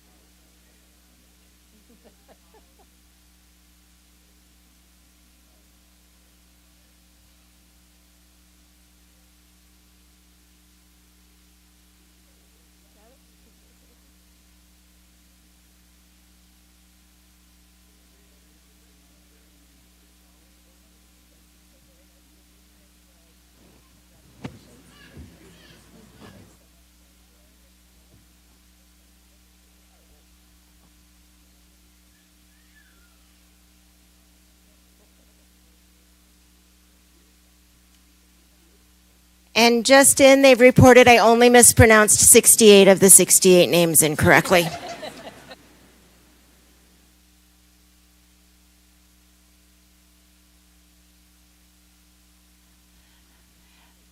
One thing I'd like to comment on is if you've not had a chance, walk down the hall and look at the color and the variety and the joy in those pictures, and the joy in the eyes of the children and their parents and their principals. This is just a wonderful, wonderful opportunity. Okay, now we'd like to look at the RISE Awards. This is a very special award. We have a lot of teachers and staff who excel in making a difference with students, parents, colleagues, and others. Tonight, we'd like to recognize 12 nominees who have been selected to receive the Alpine School District RISE Award. That's remarkable, inspiring, selfless, and encouraging. This year, we received 800 nominations. All nominees can be viewed at alpineschools.org. Now, when we call your name, we invite the award recipient, the individual who made the nomination, and a school or district administrator to come forward for the presentation. We also invite our good friend Carmen Zapata with Holy Cross Hospital to join us with the recognitions. All right, Julie, first one. So our first recognition goes to Amanda Quigley, who's a teacher at Cedar Valley High. She was nominated by DJ Conger, a district employee. The DJ wrote, "Amanda is so caring and giving. Amanda splits her time between two schools, Eagle Valley Elementary School and Cedar Valley High School. She cares so much about all the students. She works well with teachers and administrators to help all kids. She is what we need. Her load is heavy and she carries it with grace." And I know Amanda's not here, but we did want to recognize her.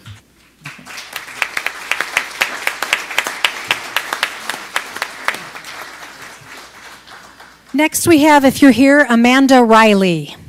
Amanda Riley is from Timberline Middle School and was nominated by Janice Aiden, who is a parent. And Janice wrote this about Amanda. She said, "Mrs. Riley is a very positive orchestra teacher. She's so kind to the kids, and all the kids at the school love Mrs. Riley. She's always talking kindly and has control over class. She cares about the kids. My daughter is a competitive gymnast, and Mrs. Riley took time out of her week to come to my daughter's gymnastics competition. This made my daughter feel so great. She goes the extra mile to show to her students that she cares about them as a person." Congratulations, Amanda, and thank you.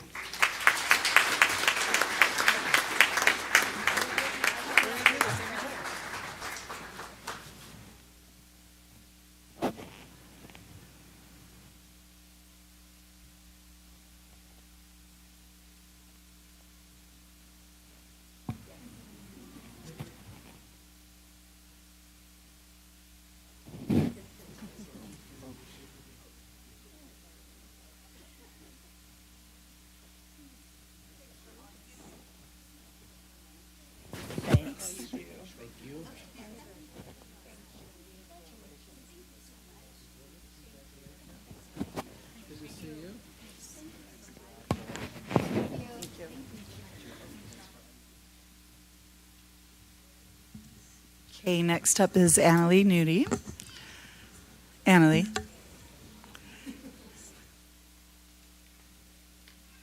And Annalie was nominated by Isabella Gajewski and Austin Brown. Are either of them here? No. Okay, well, I'm standing with you in spirit. Okay. Isabella wrote, "Mrs. Nudie is the most amazing teacher. She's just the kindest person you'll ever meet, and you will always remember her. She never gives up on her students and makes them try their best. She treats her students like they are her children, and she is just so special to me and many other people. Last, she always makes her classroom feel safe and like you're at home." And I agree with Isabel, so thank you.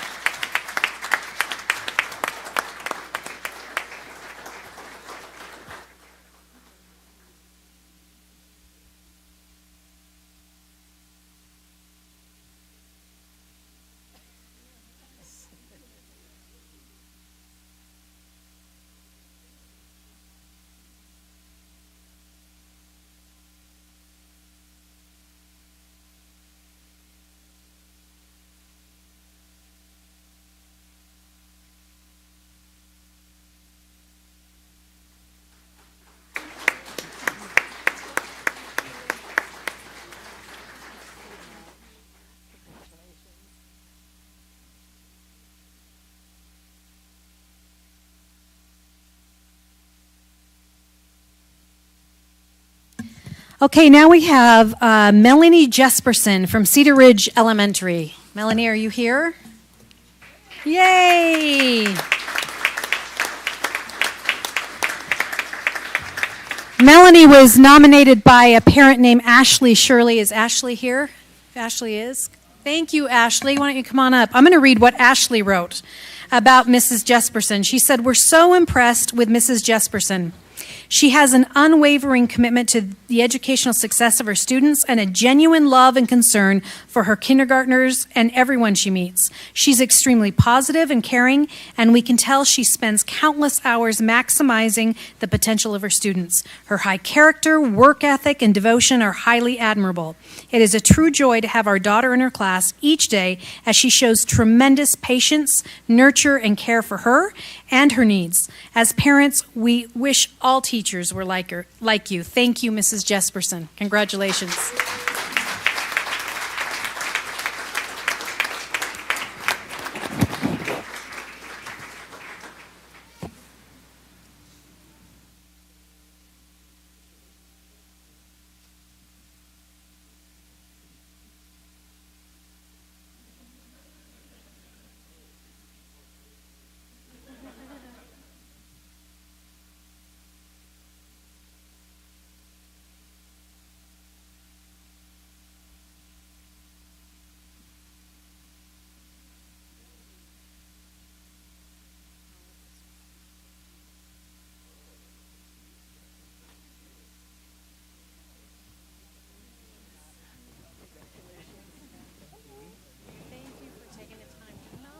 That's so nice. Good.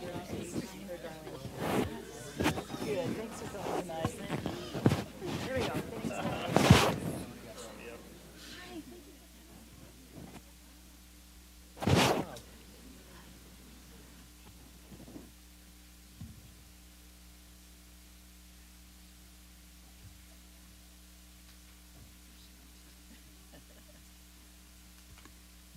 All right, next.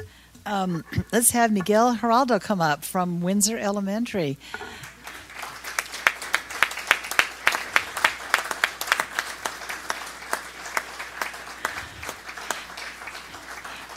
He was nominated by Erica Frary and the entire Windsor administration and their coaches.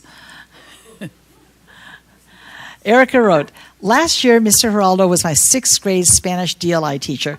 He's encouraging as well as inspiring because he shows inspiring videos about people who motivate us to strive to be more accomplished and to do our very best. He's also really inspiring by sharing stories about himself, how he came to the U.S., and how we should work hard and be grateful for what we have. He's remarkable due to how he connects with the students by being fun, having high expectations, and teaching content effectively. I love how Mr. Geraldo is selfless. Oh. Whoa! That didn't come out right. Selfless. He gives his time and really cares about each one of his students."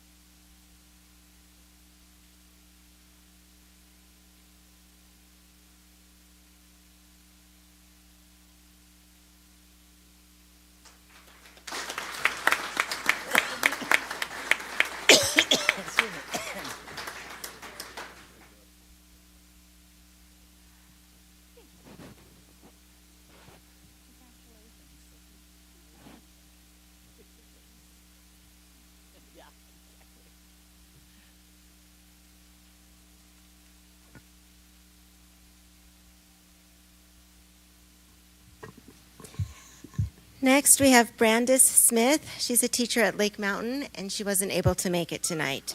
She was nominated by Kiara Varga, a student. Miss Smith has been inspiring for the 2 years I have been in her dance company. She is the reason that I love to dance and has helped me become better as a person and a dancer. She encourages kindness and respect while still being full of fun and friendly. She allows so much creativity as a dance teacher should, and my choreography skills have improved because of her help and feedback. Congratulations, Mrs. Smith.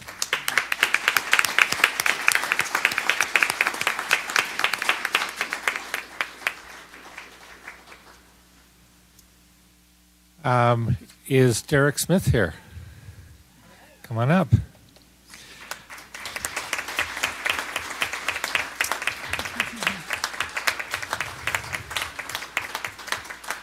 And Derek was nominated by Sienna Crenshaw and Paisley Nabratsky. Are they here? Okay.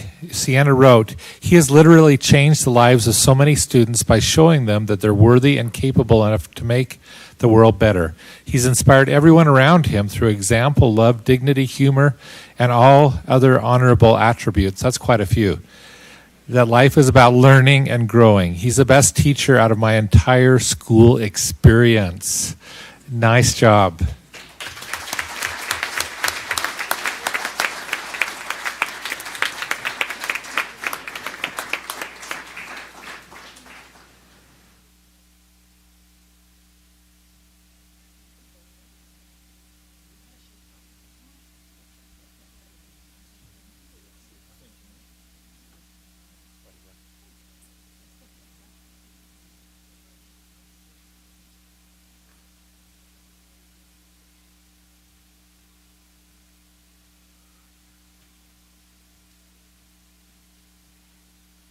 Okay, next is Jenna Payne from Orchard Elementary. I think she could not make it tonight, so I will read her nomination. She was nominated by Jana Rands, who is a parent. Jana wrote, "Mrs. Payne is dedicated to helping each and every student excel in all aspects of her classroom. She makes everyone feel so special and important. My son told me, 'Mom, you are the best for giving me a teacher who is so nice. I really like her.' She recognized early in the school year that my son was struggling finding a friend. Another little boy also was having a hard time finding a friend. These little boys are now one great friends. My son has so many friends now. Thank you." Mrs. Payne.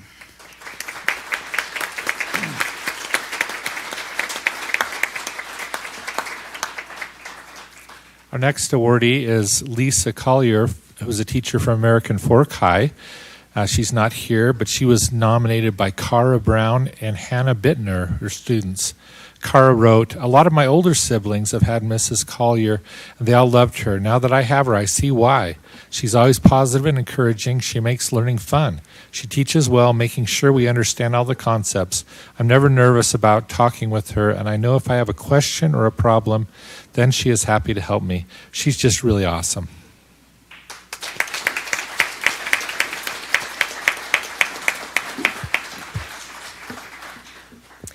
I get to honor Emily Robertson. Emily, are you here? Come on down. What a fun picture. And she was nominated by a parent, Ann Martineau. Ann, are you here? I'm not sure. Okay, thank you. Ann wrote, "My first grader enthusiastically asks to go to school because of how much fun he has in class. His learning is exponential, and Mrs. Robertson teaches with grace, kindness, patience, and understanding.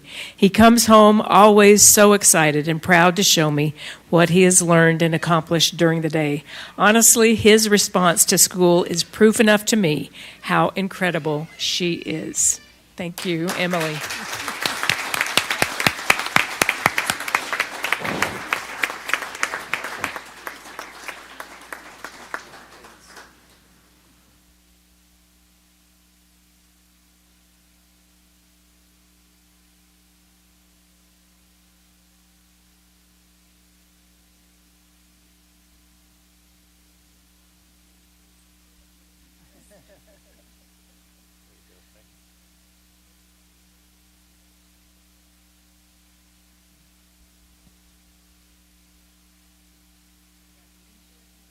Forgot to mention Mrs. Robinson teaches at Trailside.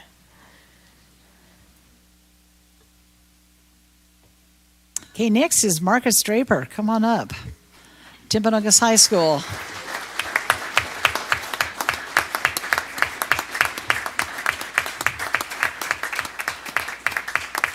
Marcus was nominated by Laura Casales Rubio, who is a student.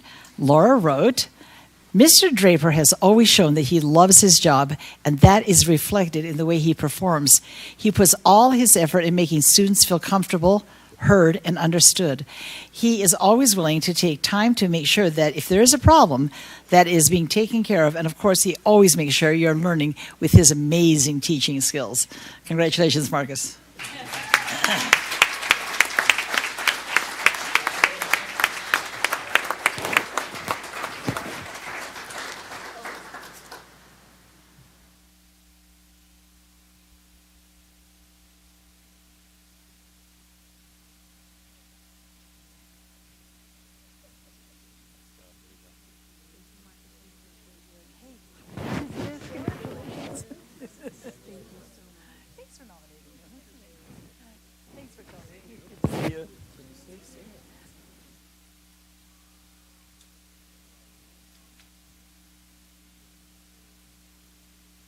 Next, from Orem Elementary, we'd like to honor Megan Carter. Megan, are you here? I was trying to spot her. There she is.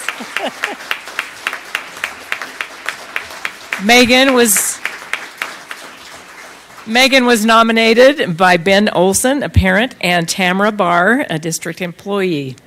And Ben wrote, when Mrs. Griffith unexpectedly and tragically passed away within the first weeks of school, Megan Carter moved from being the technology specialist to taking over a whole first grade classroom with almost no notice. It must have been more than a little terrifying, but she has been amazing and makes sure the kids know they are loved and taught at an individual level. That courage and heart needs to be recognized. Thank you, Megan.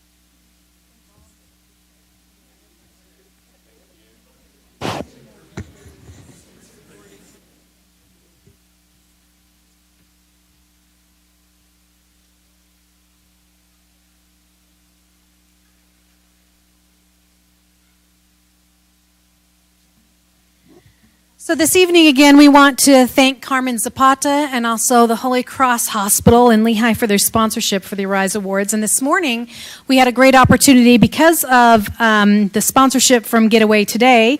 We were able to head to Lone Peak and hold a drawing and award one of this year's Rise Awards with a $500 voucher to Disneyland. David, let's watch a quick video.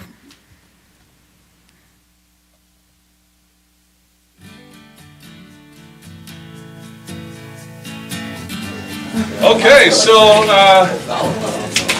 thanks for letting us interrupt. This looks like a lot of fun. So Mr. Smith, earlier in the school year, was nominated and received a Rise Award, which was a great thing. So I don't know if you were aware of that or had understood how awesome he is. Yeah. Of course you know how awesome he is, right? So I have here in an envelope. We drew a name out of all those Rising winners, and yours was the name that we drew. And so inside from the generosity of Getaway today is a $500 voucher for you. So,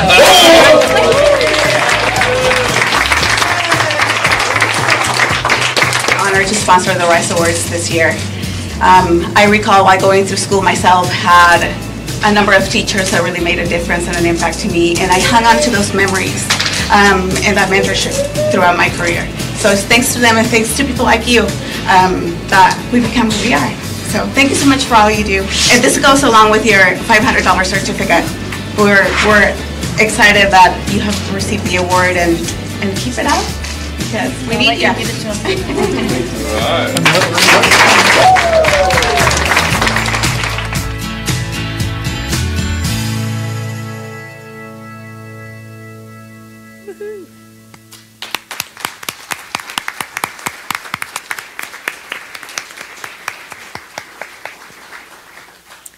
We have one other special award that we want to present tonight. Cindy Goodrich, are you here? Thank you. Come on down.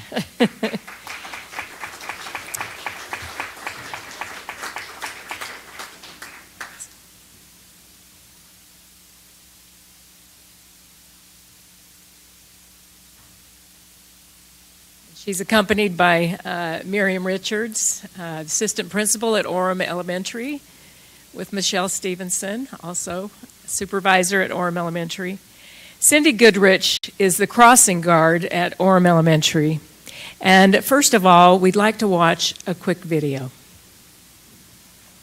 Crossing guard is in the hospital after possibly saving an 11-year-old girl's life. It was yesterday afternoon in Orem. The crossing guard was hit by a car while helping students across the street. ABC 4's Jordan Burrows talking to the Alpine School District and police to figure out exactly what happened here. Jordan, what are you finding out? Depending on how you look at it, this could be a story of heroism. Police tell us that the crossing guard was in the middle of this crosswalk here when they say that she stepped in front of an 11-year-old girl as that car was coming to hit them. Now, Well, as you can see, Cindy is a hero. Let's give her a hand.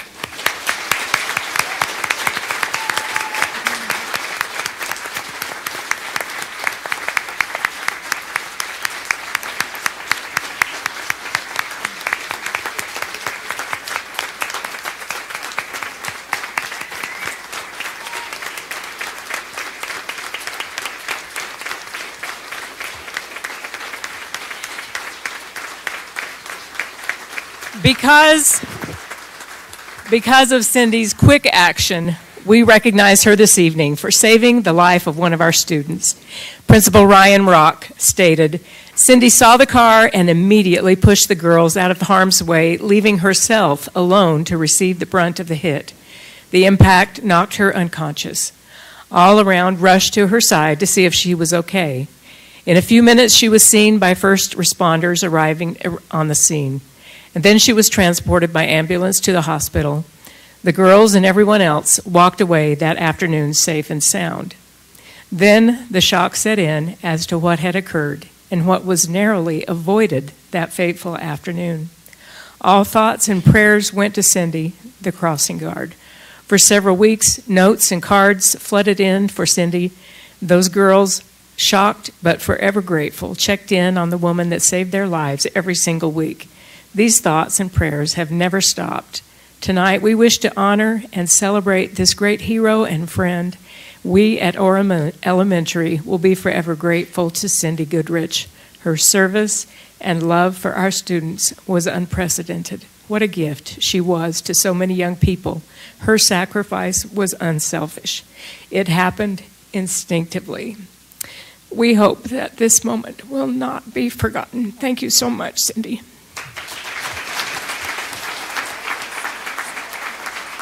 Okay, her family.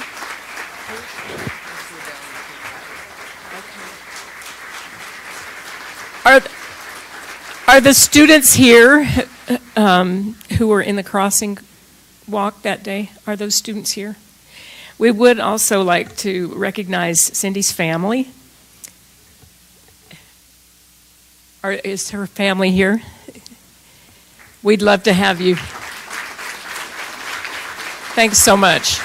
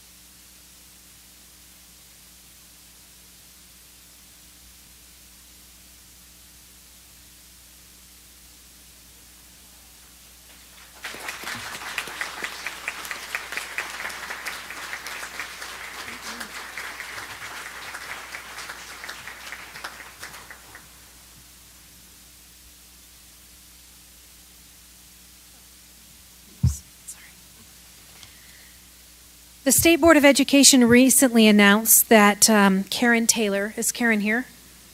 Karen, come on up.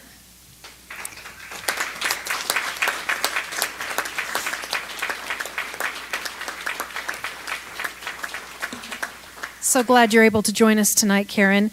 The State Board of Education recently announced that Karen Taylor, the math teacher at American Fork Junior High, has been selected as a 2023 finalist for the Presidential Awards for Excellence in Mathematics and Science Teaching. This is the highest honor bestowed by the United States government specifically for K-12 science, technology, engineering, mathematics, and/or computer science teaching. Finalists serve as models for their colleagues, inspiration to their communities, and leaders in the improvement of STEM education. Congratulations, Karen. And if there are any family members or other here to support Karen, will you please stand?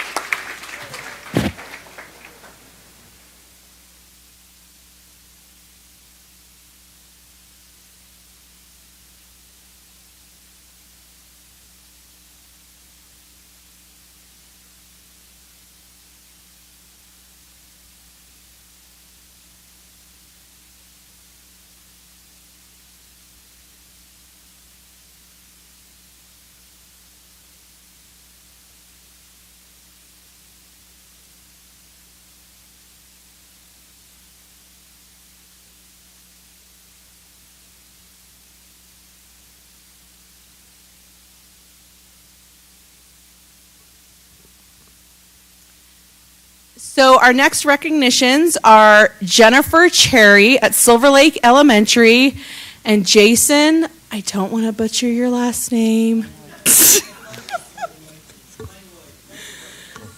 Langlois?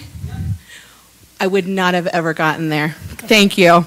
Thank you for saving me on that one. At Lake Mountain Middle School have received the Sorensen Legacy Award for Excellence in Arts Education. What makes these two exceptional teachers is their ability to inspire, uplift, and bring out the best in their students.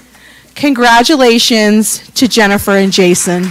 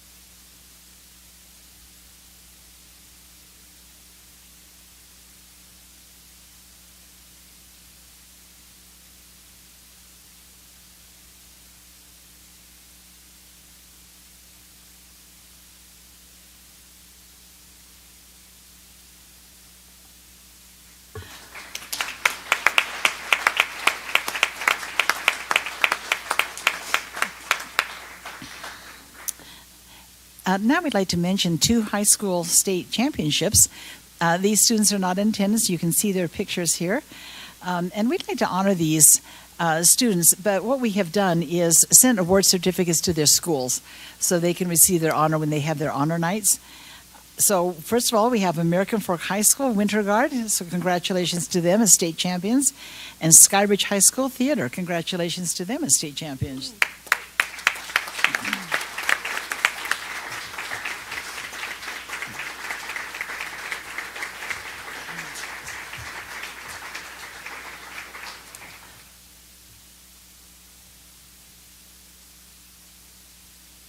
Before we segue into the next part of our meeting, which will be public comments, I just want to share an experience.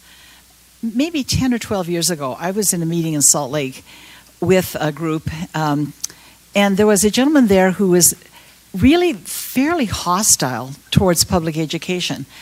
And we were a group of teachers sitting there talking with him in this meeting. And at one point he said, "Teachers aren't heroes. I don't know a single teacher who's a hero."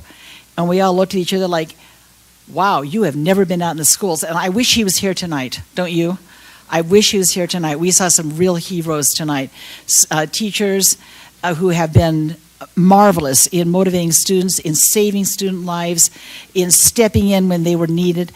We have heroes in Alpine School District, and I am proud to be on their team. So congratulations to them. Thank you for coming.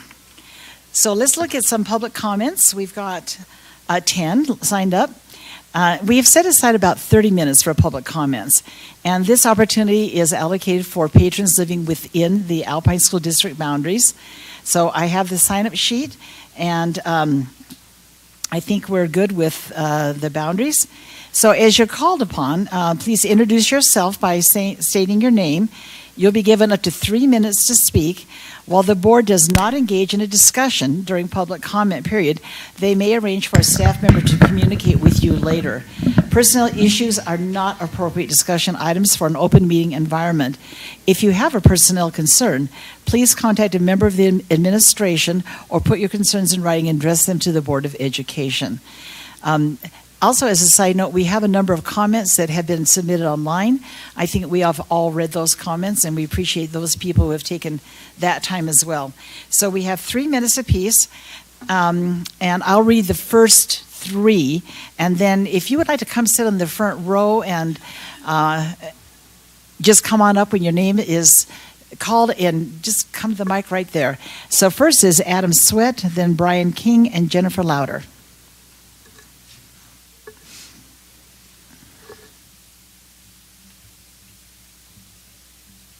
Good afternoon, esteemed members of the school board. My name is Adam Sweat, and I am a 11th grader in Lone Peak High School. I'm here today to advocate for the extension of the stay of foreign exchange students with F1 visas in our school district. As it currently stands, F1 and J1 visa holders are not allowed to study in our district for more than 1 year. Whereas, those with other visas, such as F2, F3, and F4 visas, can stay as long as they want. This policy does not make sense and is unfair to foreign exchange students who bring diversity, cultural richness, and unique perspectives to our schools. Foreign exchange students come to our schools with the goal of learning about American culture, improving their English skills, and forming meaningful relationships with American students. These students not only benefit from studying in our schools, but also enrich the learning experience of those around them by providing a unique and diverse perspective.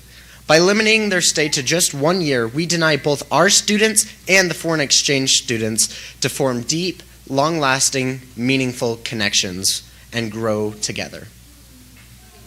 Furthermore, extending the stay of foreign exchange students with F1 visas in our district would benefit our community as a whole. These students often participate in community service activities, bring positive impacts to our community. They also serve as cultural ambassadors, sharing their traditions, customs, and values with their American peers. This cultural exchange helps break down stereotypes, promote understanding, and foster a more inclusive and diverse community. Lastly, by extending the stay of foreign exchange students with F1 visas, we are aligning ourselves with the values of international education and cultural exchange. Our school district is committing to promoting global understanding and preparing our students for a multicultural world. Allowing foreign exchange students with F1 visas to stay for longer periods would reflect this commitment and serve as a testament to our dedication to providing our students with a well-rounded education. In conclusion, I urge the school board to extend the stay of foreign exchange students for F1 and J1 visa holders in our district. Doing so would benefit our students, our community, and our commitment to international education and cultural exchange. I would be very willing to answer any questions concerning this matter, and like to get into much more depth, but my 3 minutes does not allow me to. Thank you for your time and consideration. Thanks, Adam. Brian King, Jennifer Lauder, and Megan Thorley. Hi, I'm Brian King. I am a patron, live in Saratoga Springs, and my children went to Riverview most recently. I came tonight because, well, I make comments, I guess, only when names are called of the board, and I was really disappointed with what happened at the hearing 2 weeks ago. The community that came and made some accusations was really disappointing to me. So, unlike what we saw just now with the recognitions and the wonderful people that the teachers are that we have in Alpine and the students as well, I was privileged to be with you last week during the recognition of teachers. It's an amazing district that we have. So I just wanted to say that. As I mentioned, my family lives in Saratoga Springs. My children have been at 4 elementary schools during that time. And we have always, as changes have been made, built a community there. So we were part of Harvest and Riverview eventually, and that community that was built there was awesome. And I think sometimes we forget that when we talk about school closures or boundary realignments. To me, doing that quickly and making a decisive decision and moving forward allows those students, families, teachers, staff to make those new relationships, build that culture, and create those new traditions that are so prized in the schools that might be closing. I think we do a disservice when we show that we're frustrated or upset with change. Change is part of life.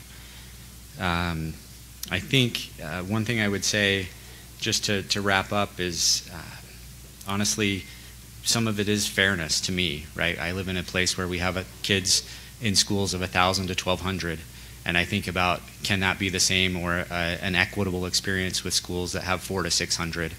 And I don't think so. I think it's probably on both sides. It can't be fair to that smaller school or the larger school, and we probably need to line up somewhere in the middle. Just to me, the adage about trees and when to plant trees makes a lot of sense in this situation. The best time to plant a tree is 20 years ago. We can't go back and change the past, but we can plant a tree today, which is the next best time. Thank you. Thanks, Brian. Okay. Jennifer, then Megan. All right. My name is Jennifer Lauder. As a parent of 3 children in the Chinese dual immersion program at Cascade Elementary, I've come with concerns with regards to the most recent option D. Questions that to this point haven't been answered. Why are our numbers being pushed to almost 900 while Foothill sits at 527 and Orchard at 657? Why is Cascade taking all Sharon students?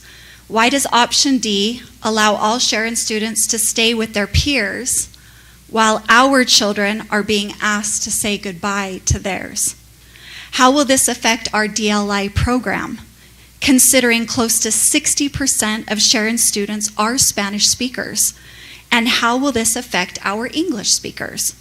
Sarah Hacken, in a recent board appreciation video, you said, "I love working with students, teachers, and administrators to figure out the best ways we can support each other and can help each other have a joyous time in school."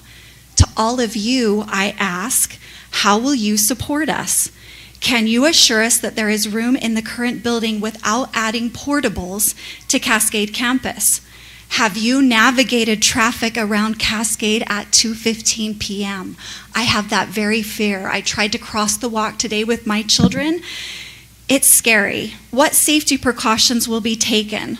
Option D seems to be hasty and rushed. We currently have 30 plus acres of undeveloped residential land within Cascade Elementary boundaries. Can you assure us that the new boundaries won't change a few years from now? Our children have seen enough change between attending Old Cascade, Hillcrest, New Cascade, and COVID. How many individuals within the Cascade community, teachers, parents, or students, have you spoken with? Sarah Bateman, in the same video, when asked what you love about being a board member, you said, "We get to make decisions that affect our teachers and students at a local level, and it's amazing to know that the decisions we make allow them to be successful." Is option D going to be that option that will allow for the greatest success within Cascade and Sharon community? I am certain there are answers to our questions and good reasons for your decisions. My concern, they have not been communicated. Please delay this decision until all options are vetted and our questions can be answered. More time is required to make a feasible, thoughtful plan that will ease the burdens of our children, students, teachers, families, school, and community. We love our children and want the best scenario for all involved. Thank you.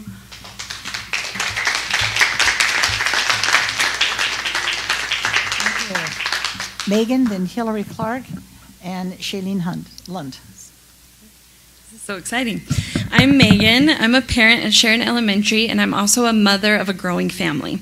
This year we had twins, and adding twins to our family is a whole new level of stress because they're suddenly new and different needs. We do our best to give all of our kids what they need, but because babies are so helpless by nature, our big kids have to make sacrifices sometimes. The big kids love the babies, and they say that it's worth it, but they do still have their needs. We can't expect our big kids to be resilient through this big change without support. Alpine School District is like a growing family, and change is inevitable. Growing pains are natural in a family, but balancing the needs of everyone is crucial for the family system to function. Obviously, we would love to keep Sharon open and keep things as they are, but we understand the need to redistribute resources to address other needs in the district.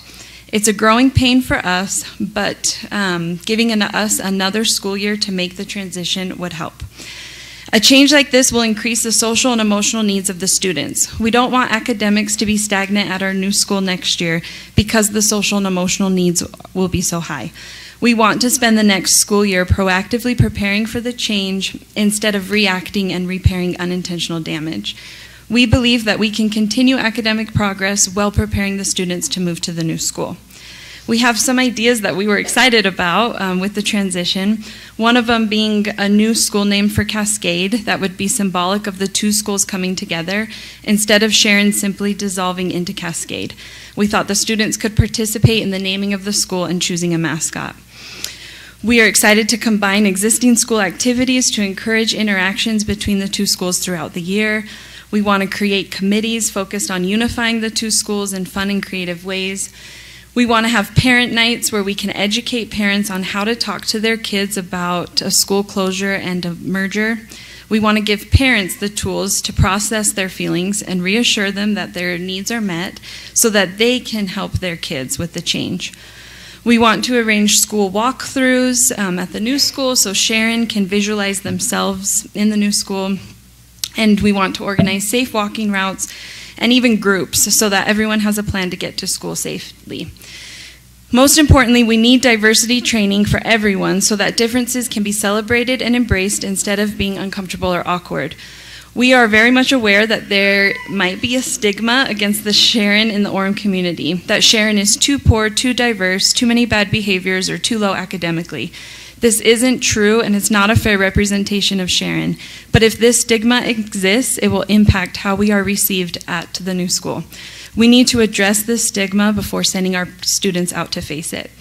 We want to provide emotional support to the kids, which will be easier with a plan in place and with more time. Kids will follow the example of the adults. We can model how to celebrate last year at Sharon and enthusiasm for the change. Thank you.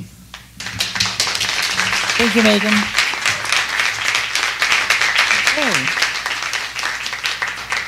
Hillary, Shailene, and then Lindsay Christensen.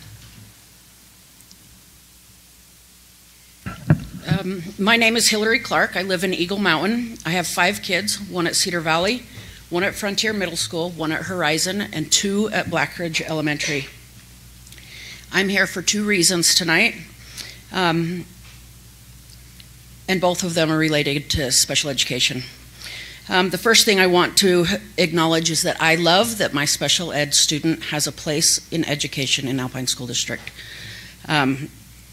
The supports and resources available to him at Horizon are invaluable, My son is thriving in academics and daily skills. He has mastered 7 goals on his most recent progress report. That has never happened. I think he's mastered 3 in all the years combined previous. And I think this is because of the amazing teachers, the paraeducators, that he has helping him. I appreciate that his right to an education is a reality and is important to the district to provide. I know there are some budget cuts coming to SPED next year, and I want you to know that the teachers and paras are key to success in special education. The second thing I wanted to discuss was I wanted to draw your attention to a dire circumstance at ATEC West. They are busting at the seams. The growth in the SPED population on the west side is rapidly increasing. Some background, our post-high students at ATEC West have bounced all over the past 15 years. They started at Westlake High School, then moved to Horizon, and are now finishing their first year at a small satellite at Vista Heights. Vista Heights was not suitable for their numbers, and so now next year 2 of the 5 classes will be returning to Horizon. ATEC West needs a permanent home where they can thrive like my son Hunter thrives at Horizon with the adequate space, resources, and his safety needs met. Currently in the satellite there are several space and safety challenges. Some of those, there's no place to address aggressive behaviors. There's no room for a lockdown pod to de-escalate those. There's no storage. The hallways are full of equipment. The satellite's located very close to Pony Express Parkway, which gives quick access to several of the running students. There's no on-site nursing. The nurse at Vista can be called on, but in an emergency situation for some of these students, a Vista nurse is too far away. There's no lunchroom. The students are eating at their desks. There's no space for related servers. They're doing their work in the hallways with their students. There's no common area for the students to meet. The bathrooms are not adequate. There's not enough toilets. There's no washdown station. The challenges are numerous, and I could go on and on. The satellite is not the right placement for our SPED students. I stand with many on the west side who are asking for a permanent home for ATEC West. I invite each of you to visit ATEC West at the Vista location. Experience the lack of space and safety conditions. ATEC is in session at 7:45 a.m. to 1:45 p.m. 5 days a week. We'd love to have you. The ATEC West population needs this permanent building, one that's similar to the ATEC East facility. And there are several parents that are very willing to gather to advocate for this, and we are happy to advocate in front of others, not just the school board members, and we are very happy that our kids are able to get an education, but we see a need for a permanent location to do that where their safety needs are met. Thank you.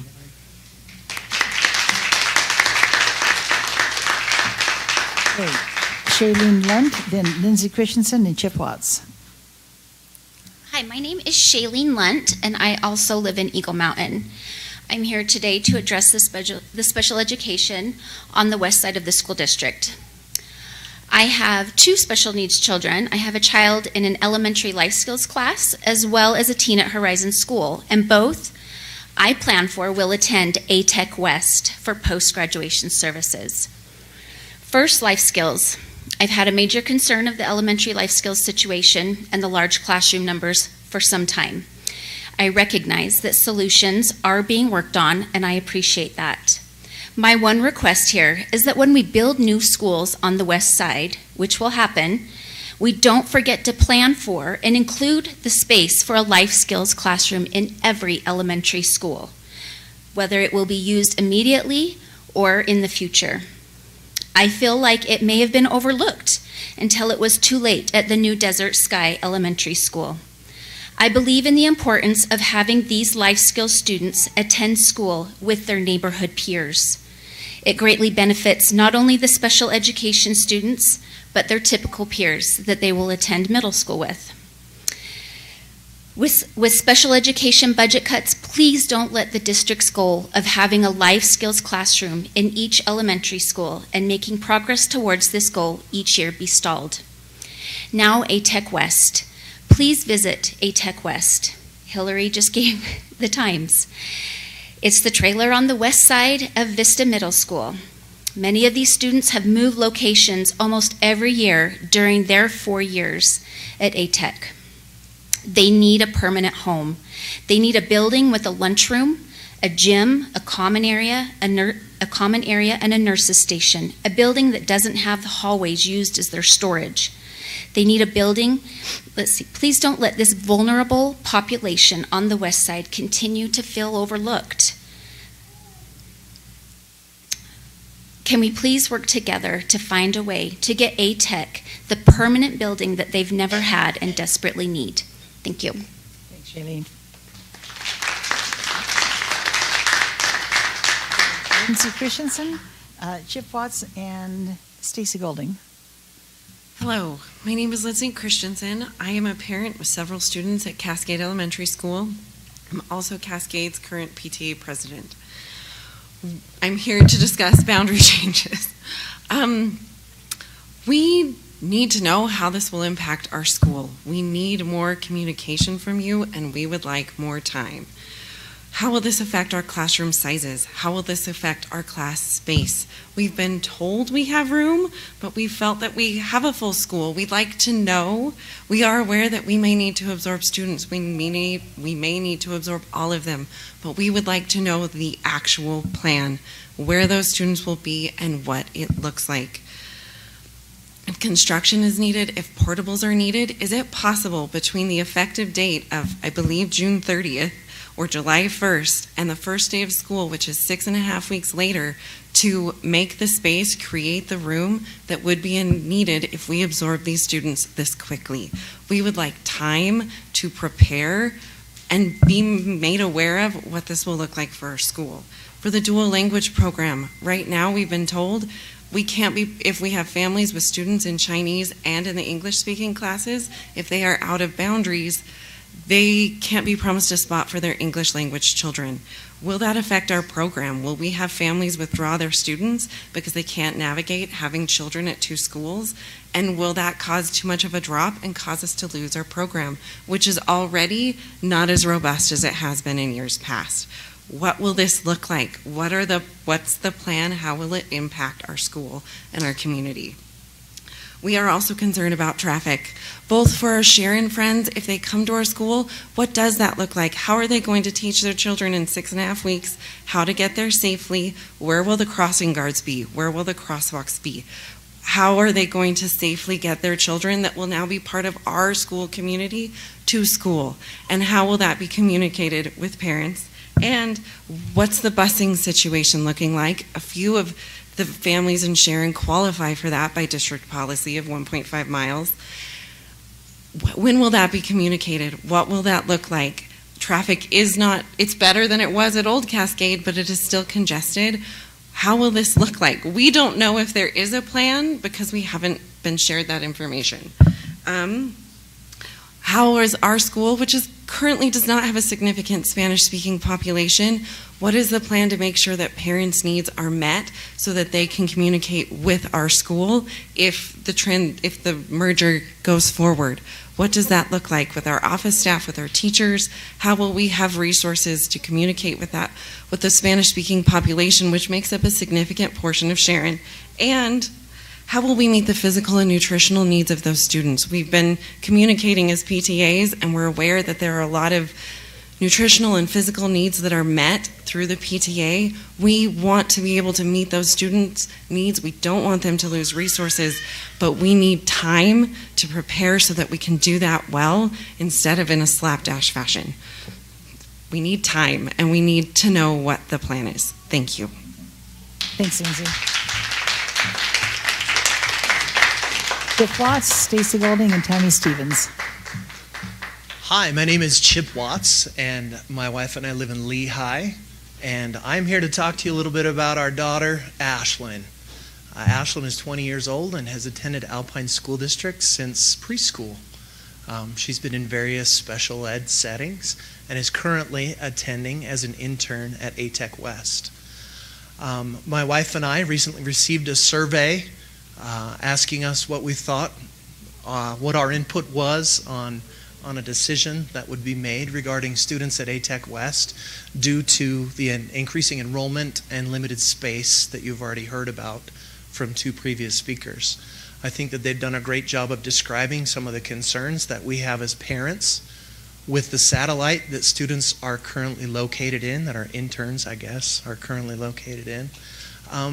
But I do want you to know that I recognize that the staff and the faculty at ATEC West do a phenomenal job with the resources that they have. It makes me wonder what they could do if they had the resources that they deserve and need, and what our students could do if they had the resources that they deserve and need. A couple of weeks ago, we attended Ashlyn's IEP. Her teacher and the director at ATEC West talked a lot about consistency, routines, and relationships. You've heard that students at ATEC West have been bounced around to various campuses over the years. I've had the opportunity to speak with teachers, with the director, with the principal of Horizon Elementary, and ask, what is the long-term plan? What is the plan for consistency, for routines for these students? And no one seems to know what that plan is, other than hope that we can find space somewhere next year for these students to fit. I believe that my daughter deserves more. I believe that all of the interns that attend ATEC West deserve more. And I believe that the staff and faculty at ATEC West deserve a permanent home where they can do their jobs safely with the materials, with the space, and with the resources that they need. So I hope that you as a board won't let this end tonight, but that you will consider what you can do to provide the consistency, the routines, and the relationships that our children need to be as successful as they can as they move forward with their education and in their lives. Thank you. Thanks, Jeff. Okay, Stacy Golding and then Tammy Stevens. I'm Stacy Golding from Sharon. I have a unique perspective because I've worked at Alpine District as a teacher for 10 years, but now I'm a first-time ASD parent and a PTA member. In teaching, there is a concept called scaffolding. Similarly to construction, scaffolding is when a teacher provides enough foundational support for a child to be successful academically. Teachers adjust their scaffolding based on what each child needs. Why do teachers do this? Because it's best practice. It produces higher outcomes. The same principle applies to schools, districts, and communities.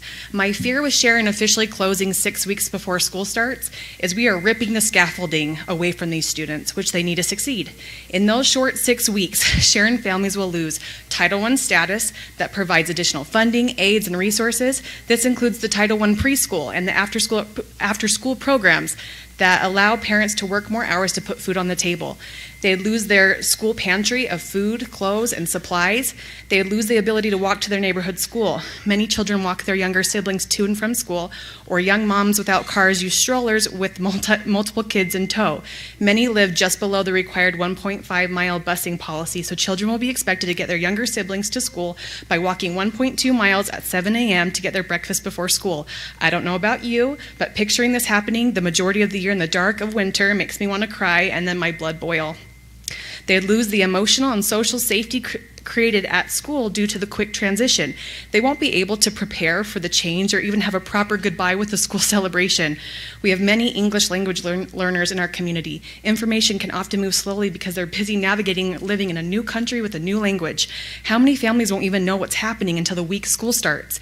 And those are just our kids. I haven't mentioned the toll this has taken on faculty and staff.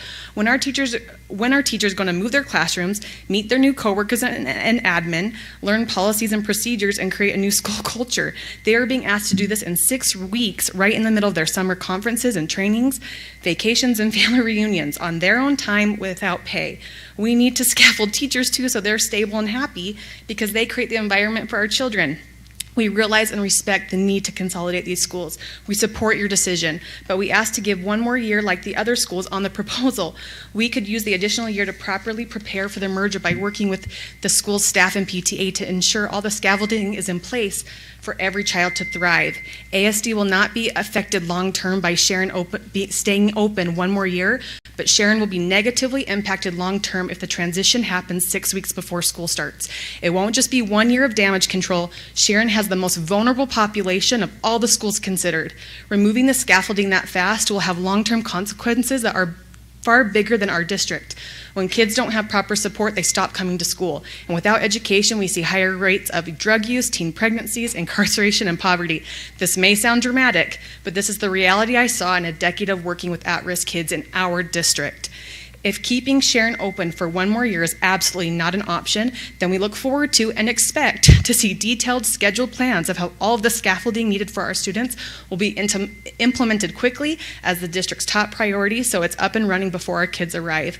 Again, this would include generous busing routes that extend beyond the 1.5 requirement, food pantries, social emotional resources, ELL resources, preschool and after-school programs, and we ask for these things not only because it's the ethical thing to do, but because it's best practice, and best practices create higher outcomes. Thanks. Thank you, Stacy. And Tammy.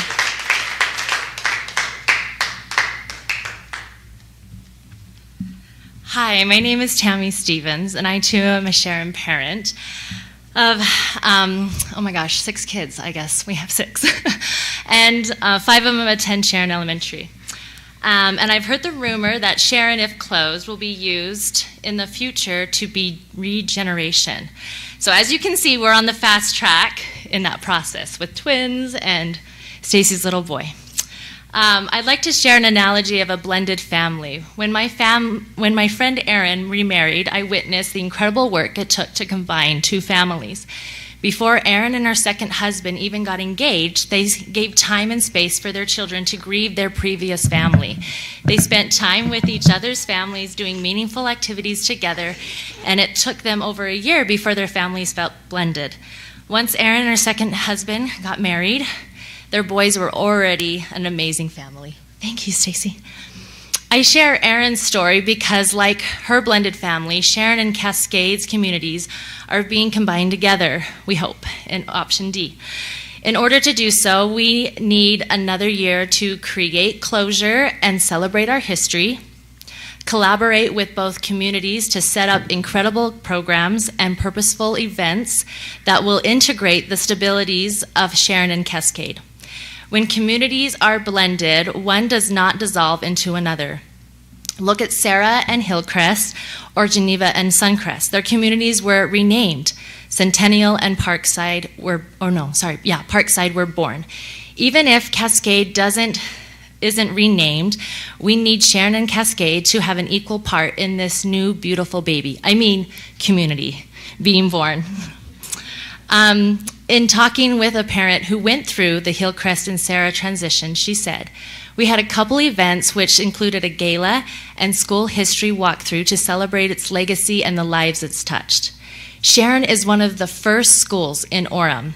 If Sharon closes this summer, our community will not have these opportunities to celebrate and honor that history and allow closure for our community. With another year, we want to have the open houses at each school in which the communities discuss the strengths, needs, traditions, resources, and daily routines that make our schools unique and effective. With another year, we can have trainings and events in which the members of both communities collaborate together to facilitate creative ideas, to unify, and to educate our communities on merging the Chinese immersion community, the Latin community, and other different demographics of the new boundaries.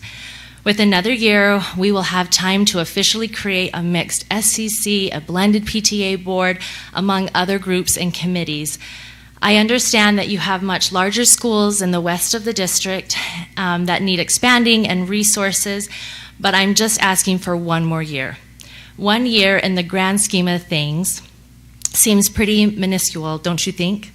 In closing, I ask for 1 more year so we can honor and celebrate the past lives of Sharon and Cascade communities and collaborate train, and educate with Cascade in making a beautiful, blended, unique, and amazing community for everyone to thrive in.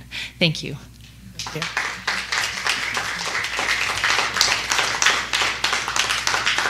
We appreciate all of those who came to share their ideas and their concerns with us tonight. We've heard a lot of heartfelt ideas and some really good ideas, and so we're taking notes and we will take a look at all the possibilities. But thank you for coming. Now we'll move into the business portion of our meeting. First of all, let's do claims and approval of the minutes. Dr. Farnsworth.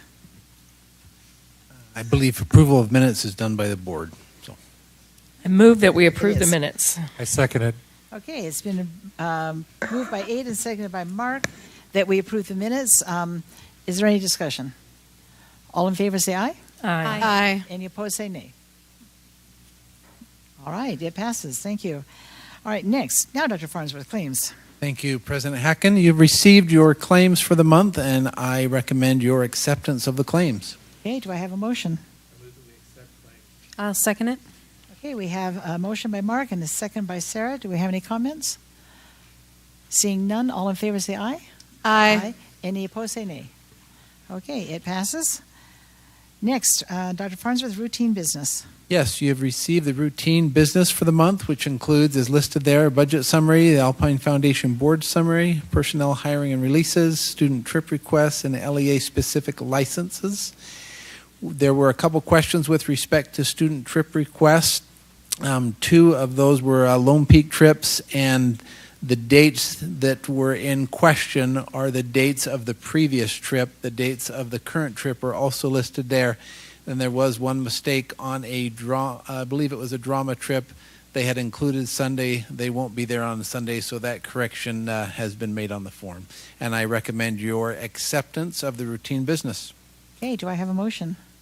I move to approve the routine business. Thank you. Do I have a second? I'll second. Thank you. We have a motion by Joy Lynn and a second by Stacy. Is there any comment? Seeing none, all in favor say aye. Aye. Any opposed? Thank you. If motion passes. All right, now we have some action items. Dr. Farnsworth. Yes, the first action item is our 2023-2024 Certified Employee Negotiated Agreement. I would invite Mike Gowans, our Certified Teacher Association rep, to come up if he wishes to share any comments with respect to that agreement. I know that his association is in the process of ratifying that. We also appreciate Derek Smith being here, who was recognized tonight for his outstanding teaching. We appreciate Cammie and her team and others that participated in the negotiations process. We appreciate our teachers and the wonderful work that they do.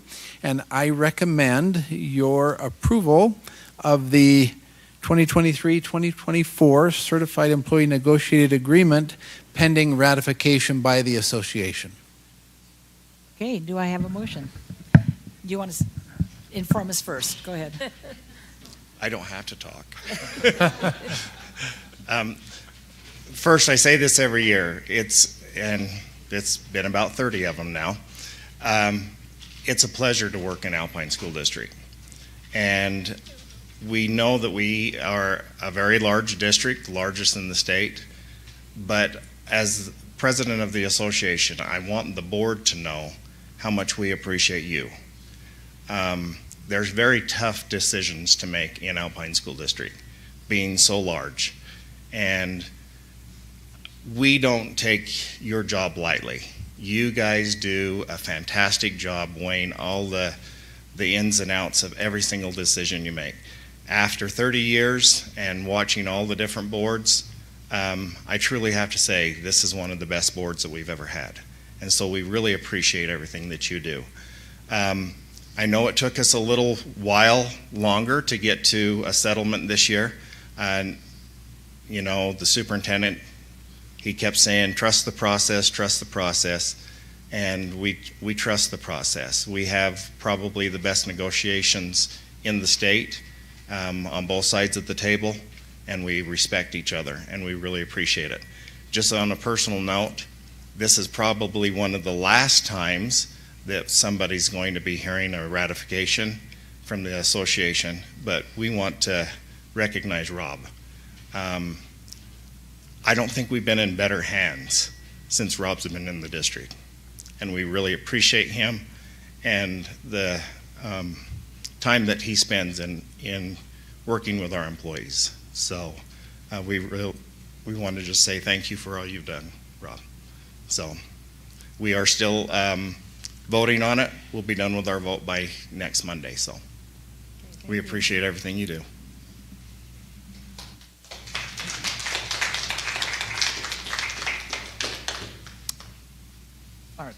I'd like to move that we approve the 2023-24 Certified Employee Negotiated Agreement, conditional upon the ratification by the association. I'll second it. Okay, it's been moved by Mark and seconded by Julie. Is there any discussion on this agreement? Yeah. We've been really lucky the last couple of years to be able to offer really generous packages and to be able to negotiate that.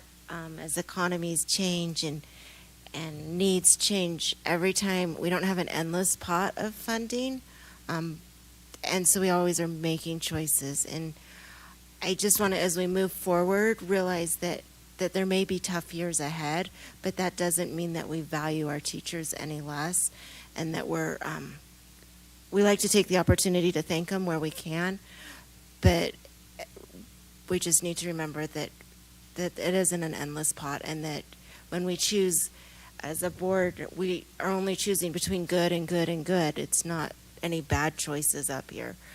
There's endless ways to spend the funding, and all of them are wise choices. And so I just wanted to comment that it may not always be as generous as it's been the last 2 years, and I don't want to be doomsday, but I just want to set reality and stages that we have worked very hard, this board, to get our teachers to a livable wage.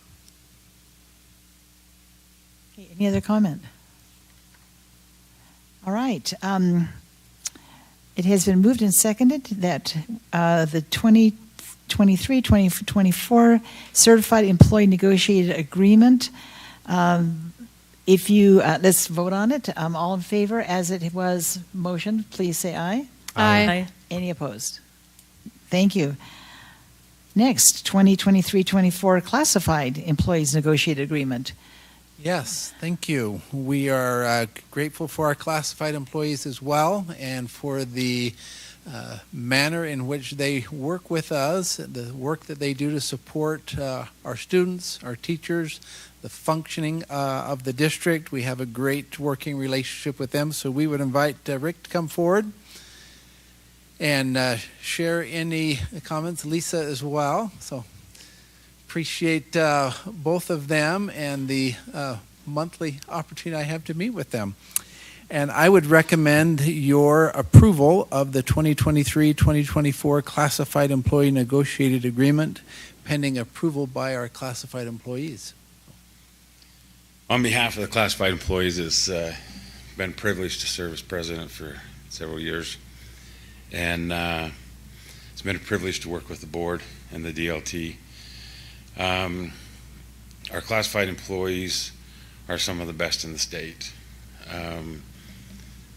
Their primary focus is making sure that there's a good learning environment for the students. And for that, we appreciate everything the board and the DLT has done to support the classified people and take care of us. I'm here to represent 60 elementary librarians who would love to hug all of you and to tell you it's been 20 years since there's been any movement on the job for them. And so they were very, very grateful that that happened this year. So thank you. Okay, thank you. I need a motion. I move that we approve the 2023-2024 Classified Employee Negotiated Agreement pending ratification. I'll second. Okay, it's been moved by Judy, seconded by Stacy. Any comment? I just want to say they make the world go round. I'm so grateful. Every time I see a big orange school bus driving by me, I'm just grateful, and grateful for the safe spaces you create for our kids in those libraries. Thank you so much. Any other comment? All right. All willing to approve the motion as it has been stated, please say aye. Aye. Any opposed, say nay. Okay, it passes. Thank you. Next. Resolution 2023-007 is a community reinvestment agreement between Alpine School District and Faraday Solar B LLC. And I recommend your approval of that resolution and would invite our business administrator, Rob Smith, to share any updated information he feels pertinent with the Board of Education. Thank you, Superintendent. Just share a couple of key points also for the public. This project has been talked about for a very, very, very long time. And a couple of highlights. The project will invest about $890 million. This project is unique. It has a very short term as compared to most projects. It's a 15-year term. It has several protections for or performance mechanisms, however you want to phrase that. It has a 60% incentive, 40% retained by the district. It also has a cap on the tax, the total tax incentive at $33 million. Currently, this acreage in the southwest corner of Alpine School District boundary generates $154 a year. Approval of this would result in over $1 million year one and about $30+ million over the term. Subject, the other thing I wanted to note is this agreement also is subject to approval by Utah County. So once it's approved there, those are the key points, and all of that information's in your packet. Thanks to our board members that have been part of that process on our capital facility plan, Kimberly Bird and others who have weighed in on this. And pending your questions, we'll look forward to maybe moving this forward. Okay, thank you. I need a motion. I move that we accept, that we approve Resolution 2023-007, the Community Reinvestment Agreement between ASD and Faraday Solar. Thank you. Do I have a second? Second. Okay, it's been moved by Julie and seconded by Ada. Is there any discussion? Okay, so whenever we talk about CDAs or RDAs, there's always this division of like, oh, you're giving away money. Okay, let me tell you once again, $154 is what is being generated in property taxes. The other thing, whenever we're talking specifically in the west side about some of these dynamics, it's over 3,000 acres, and quite frankly, I'd rather have solar panels on it than houses. So that I do also appreciate the fact that I feel that we got a really strong negotiation. We basically held the line pretty strongly about some very specific pieces. Having things like the cap, negotiating down the rate, making sure that we're going to see benefits year one. I will also say one of the challenges I think we've sometimes seen with data centers being put in Eagle Mountain, Cedar Fort, Fairfield area is the water usage, and because this one is a solar farm, will have very little environmental impact as far as using resources within the community. So that was another big positive for me personally. And as much as I generally don't like CDAs and RDAs, I will say that based on my experience in reviewing these historically, they work. They bring they help the economy, they bring more dynamics in, and while the school district does have to participate in the beginning to a lot of times make these things come to fruition, we also see the benefits. And one of the things that I like about this one, it is shorter term, and we will see benefits very clearly and very quickly, which I believe will benefit our students when we have additional flexible dollars. Thank you. Other comments? Okay, in that case, let's vote to approve Resolution 2023-007, Community Reinvestment Agreement between Alpine School District and Faraday Solar. All in favor, say aye. Aye. Any opposed? Okay, resolution passes. Thank you. Next. Next item is our 2023-2024 school land trust plans. We discussed those last board meeting, and I recommend your approval of those. We would invite David Stevenson, who works with our administrators, to make sure those plans meet the requirements as outlined by the state, and those funds are allocated as expected. Thank you, Superintendent, board members. Just a reminder, we have nearly $12 million in funds that we're receiving for next school year. And just to express appreciation to all of you for reviewing those plans. We have more than 900 school community council members out in our schools who develop these plans, and we just appreciate all of the time and effort these parents and educators put in over this past year serving on their school community councils. And finally, I just want to also recognize Karen Ashman, who has all 93 plans in her brain. And if you have any questions about any of those, just ask Karen. And thank you, board members, for the time that you took to review those plans and give feedback on them. Okay, do I have a motion to approve? I move that we approve the 2023-2024 land trust plans. Do I have a second? Second. Okay, it's been moved by Sarah and seconded by Joy Lynn. Is there any discussion? Seeing none, all in favor of approving the 2023-24 land trust plan, say aye. Aye. Any opposed? Thank you, it passes. Thank you.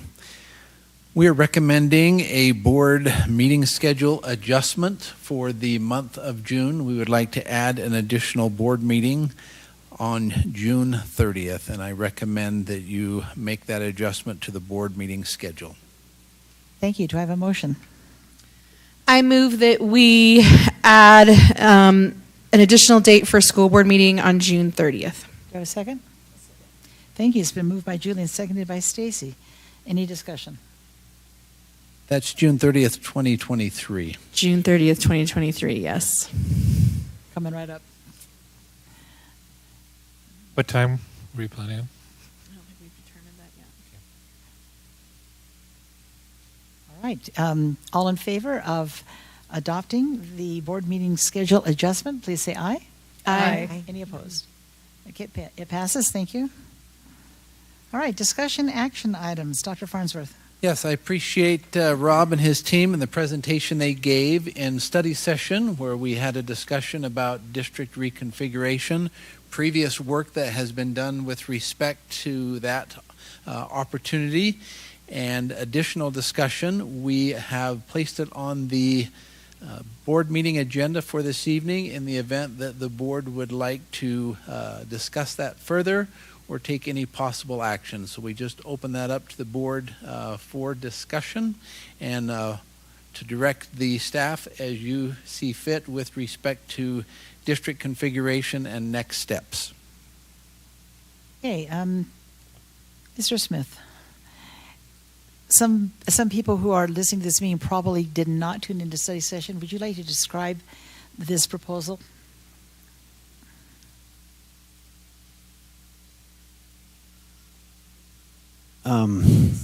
Proposal. Resolution. I'd be happy to discuss the information reviewed in study session if that would be helpful. We could even project it if that's also helpful, or I can just summarize.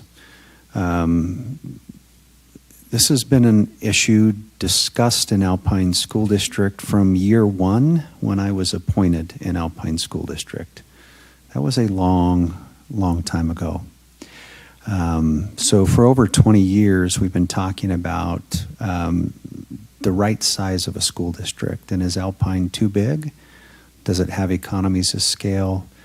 Is there sufficient representation? And add in everything else that we've heard, both in these meetings, conversations in the community, et cetera. 2 years ago, this board directed staff to formally study district reconfiguration. We took 4 meetings, all of that information is available to the public on our website. The board also studied that issue on February 28th of 2023, and again in study session tonight, May 9th of 2023. The recommendations from staff to the board for your consideration is to place a potential district reconfiguration vote on the November 2024 ballot. That was the recommendation shared in study session. Another recommendation was to gather a study group to review information, talk about a variety of items, again, that were reviewed in study session, and to provide feedback for the board relative to what that looks like.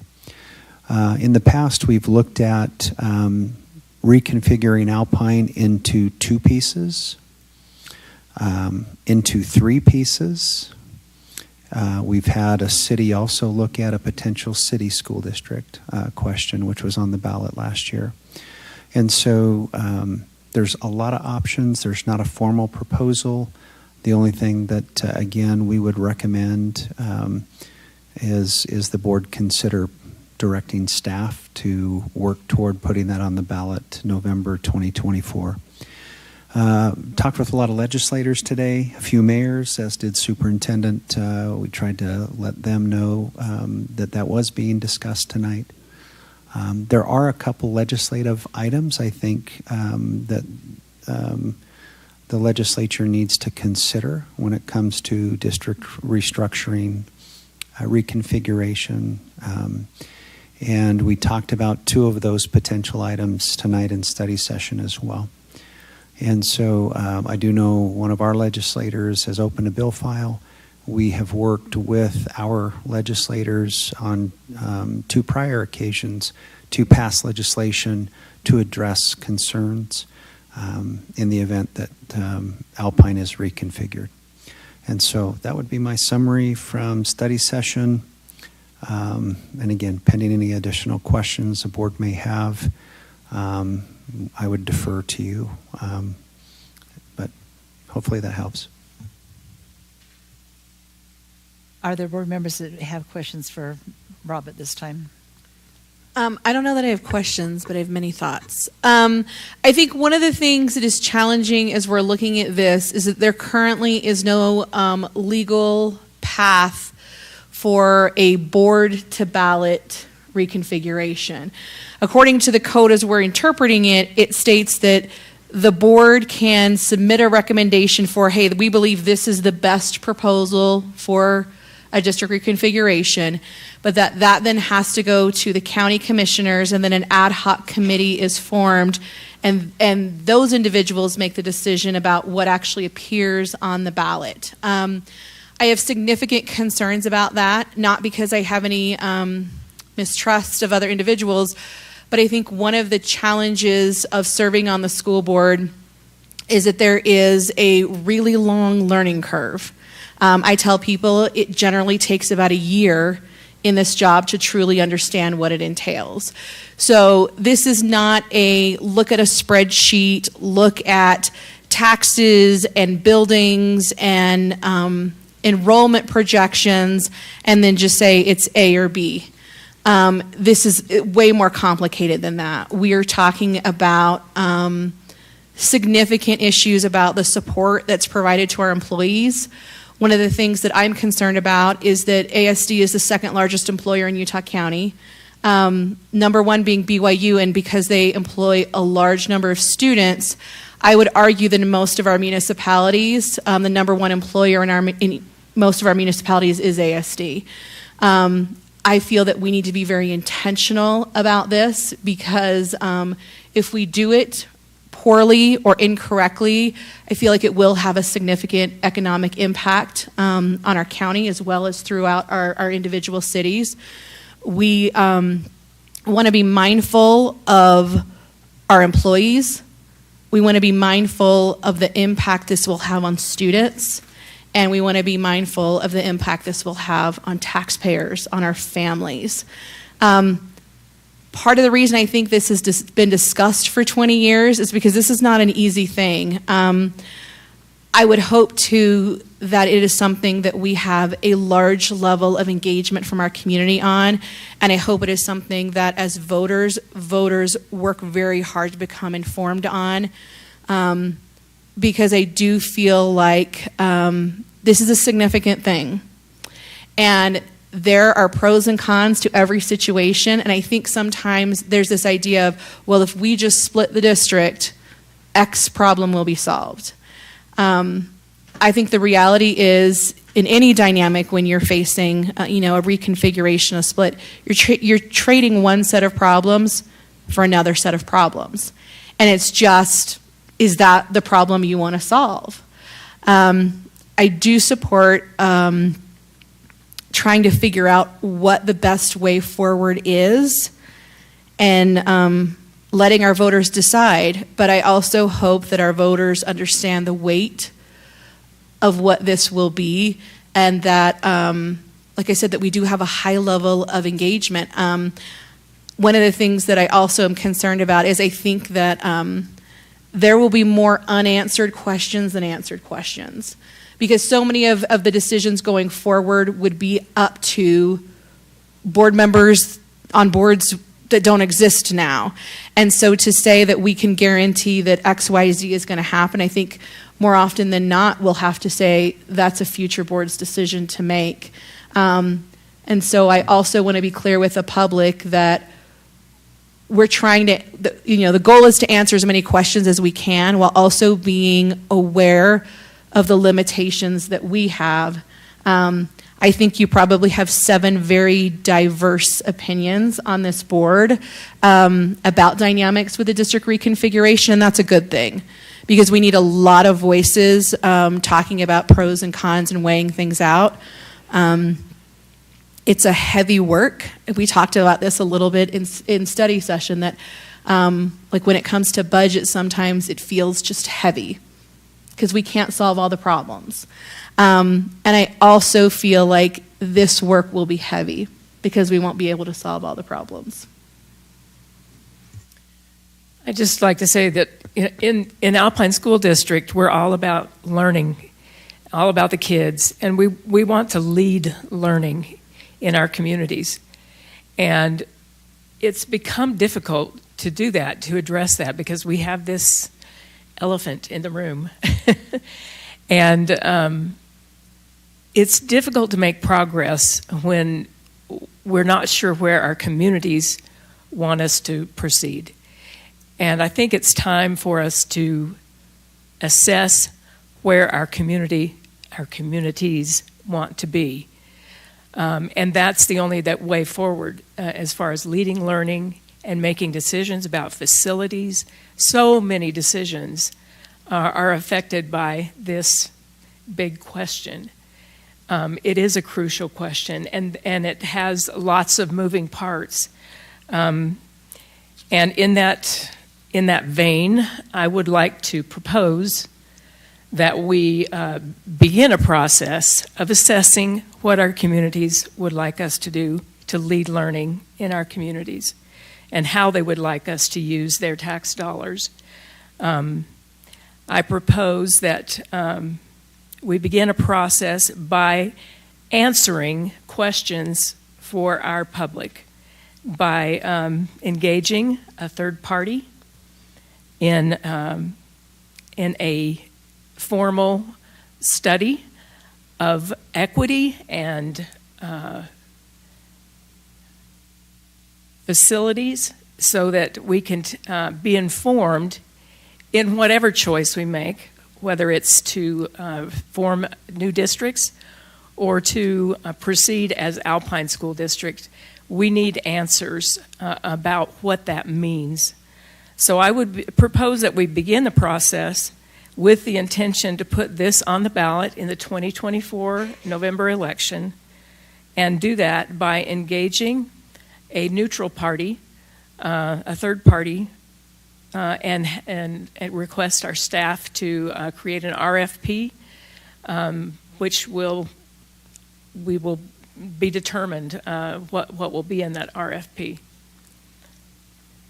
So Ada is proposing that we move this to an action item. Is that correct? That is correct. Do I have a second for that? Second. Okay, it's been moved by Ada and seconded by Joy Lynn. Is there any comment? I guess I have first issue, but I think that the Prop 2 issue in my community has proven that there is a need for third-party information, that is our public would like to trust that what our recommendations and what we put forward is reliable, and I think that will only happen when it's done by a third party. There's no perfect size of a district, just like there's no perfect day unless you count April 25th. There are benefits of a small district, and there are benefits of a large district. And as we move through this process that will take until 2028, it is unrealistic. It's an unrealistic expectation that we put all decisions on hold. We are still responsible during this time for the safety of our students, for their educational outcomes, and for accountability for our taxpayers. So as we move through this process, we need to make sure that we are still working as a district and moving forward, and there will still be lots of decisions and votes to be made, and that it is unrealistic as we look to find what that perfect size is, that we just simply put everything on hold. So I am very much in favor of this, and I really like the idea of doing a study on equity. There are some things that I have shared. I think that district-wide, maybe there isn't common knowledge, understanding of what a class size looks on one side of the district or on the other side. We've heard a lot of patrons talk about, kids can't be in trailers or other things, which is very much a reality for all of our schools on the west side. And so I think it'll be really good for everybody to just see what each area has, what programs are available to them, what buildings. A-Tech West needs a permanent home. So I'm very much in favor of that. And I think, I guess my plea to the public would be to please talk to your friends and neighbors. It was really hard after the bond day here. People had no idea. And that was, I would argue, probably as serious as it was, it is not close to what this will be, because it will impact so many families, whether it's just through their kids going to school or employees. I know there are a lot of existing concerns, and we're not going to be able to solve them all. But I do think this is the time for people to be heard. And so if we really are in a space of not wanting to contribute to everybody district-wide, then we need to go through with this and kind of find those solutions. And it's also really hard to be in a place where your schools and your people need things and there just isn't the money to give them that. Now, I think there's going to be a whole lot of money associated costs. I should say there will be costs incurred with the reconfiguration. And so I hope that everybody comes into it with an open mind and will really look into the details. Our website has a plethora of information. So I wish for us all to use reliable sources when we share things. And I look forward to seeing where this conversation goes. I'm also for this as well. Sorry, Julie. I think one of the hardest things was last fall, just the feeling of just this unity and this harmony within our communities, regardless of what side you were on. I think as adults, we lost track of what it really was about, which is, and you mentioned, Ada, it's about the children.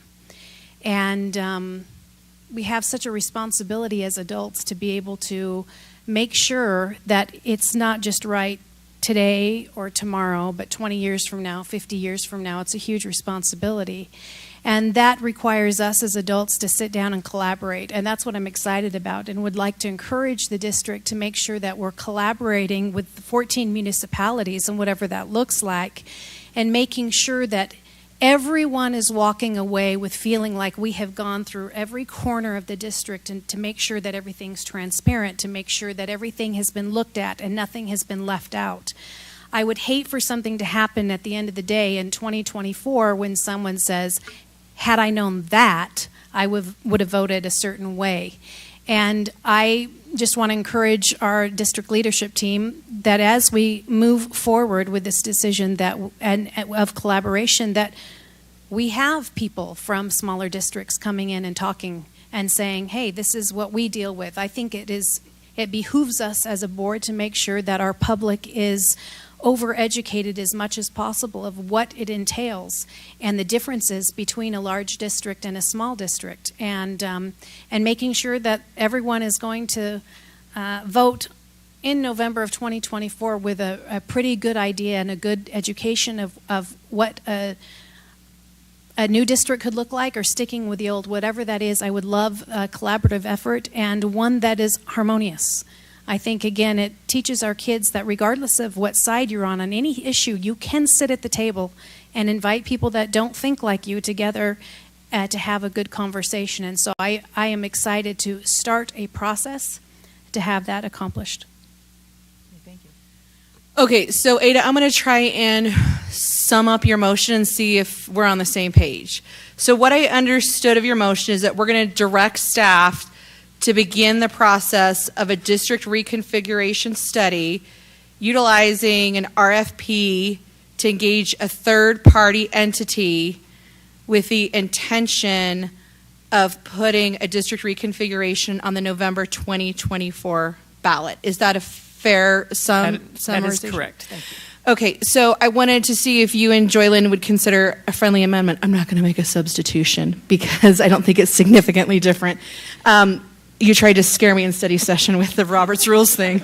Okay, so my friendly amendment, if you guys are willing to consider it as such, is that I would like to have staff report back to the board in September of 2023 to create a timeline as well as information about how feedback will be received and who would be involved in giving that feedback, so that it gives some very specifics about, we have a specific date in which we hope to have a timeline and some feedback from staff. Is that an amendment that you would accept? I would consider that a friendly amendment. And I would second that.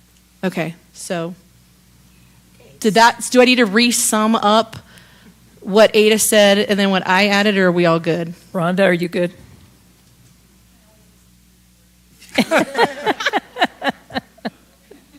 Okay, excuse me. Then I believe Can I clarify? Because Yes.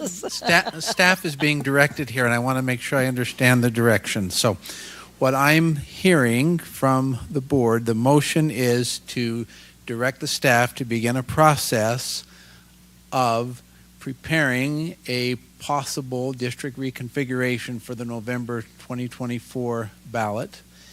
You want us to engage a third party to verify our data and our process, to contribute to that. You want us to engage multiple stakeholders, study all the variables, and have a report by September of 2023 on what that proposed process would look like, who we would involve, and the timeline, so that the board could give feedback on our proposed process for developing a recommendation that could possibly go on the ballot for November of 2024. That sounds really nice.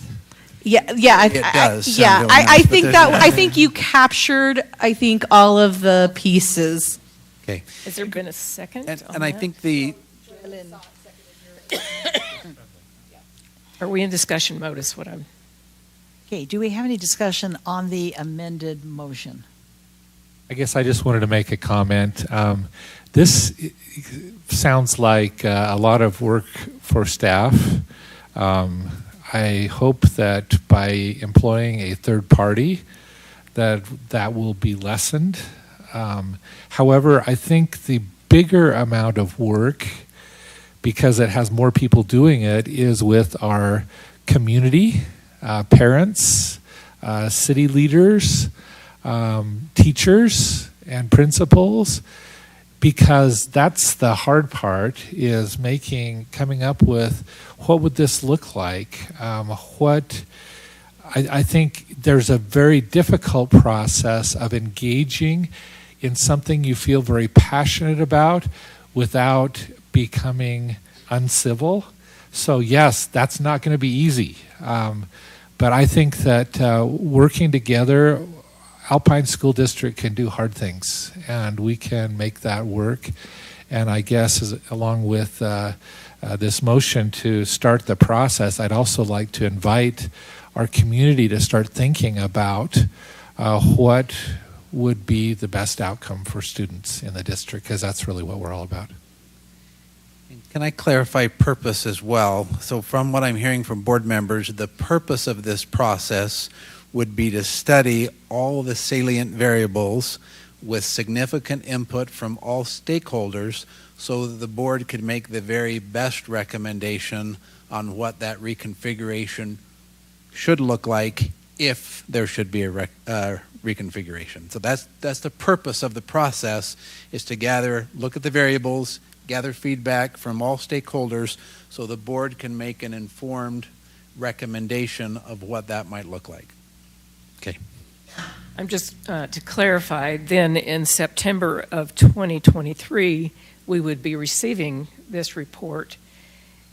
You would be receiving a report on what the intended process will look like, and then we would, based upon that, have a timeline for when we would go through that, the stakeholder feedback opportunities, surveys, other things, and when we would have a recommendation for you when we feel like we have studied all the variables, involved all the stakeholders. So in September, we're hoping to give you a plan of what that might look like for the board to give feedback on, and then we would start that process once the board has approved the plan to do the process. Well, as a board member who is personally not sure what path is best, I just want to make sure that this is a deliberate and deliberative process, that it's not rushed, and that we consider all the variables, and that that we have the potential to move forward or to not move forward at a future date. So I think once we study that and put our best thinking together, we'll be able to lay out a timeline of when we could have those recommendations for you. That will be what we bring in September. I just want to reiterate, it is not the intent or a desire, or it is an unrealistic expectation to put everything else on hold while we work through this process. That we will still do the job that we were duly elected to do, which is to advocate for our students in safety, student outcomes, and accountability to the taxpayers. Are we all clear? I think that Joy Lynn makes a very good point, because this process takes how many years? From start to finish, we don't even know yet exactly how long it's going to take. And so we can't. About 3 years, Rob? 4 years? That's a long time to be waiting. And I think Joy Lynn has an excellent point, that we have to function as a board. And I'm just really grateful to serve with a board that I know is focused on kids and is ready to do what it takes to make sure that the kids now have a good experience. So I'm grateful to serve with each one of you, and I hope that we can bring our communities into a place where they also are totally committed to a civil and very deliberate and careful conversation about our kids. So I just appreciate every single one of you. Thank you. Is there any further discussion? I think one of the things I'm looking forward to, I know we all kind of have different relationships with our mayors and city councils, and I appreciate, just speaking for my little corner of the world, Mayor Johnson and my city council and the conversations we've had.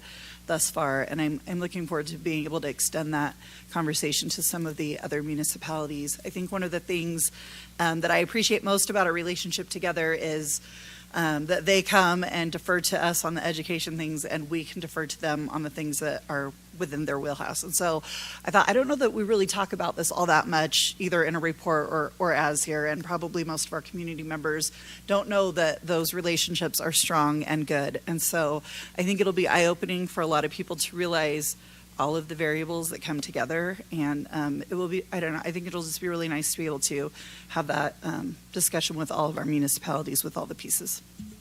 Thank you. Any further discussion? Okay, let's see if I can do this right.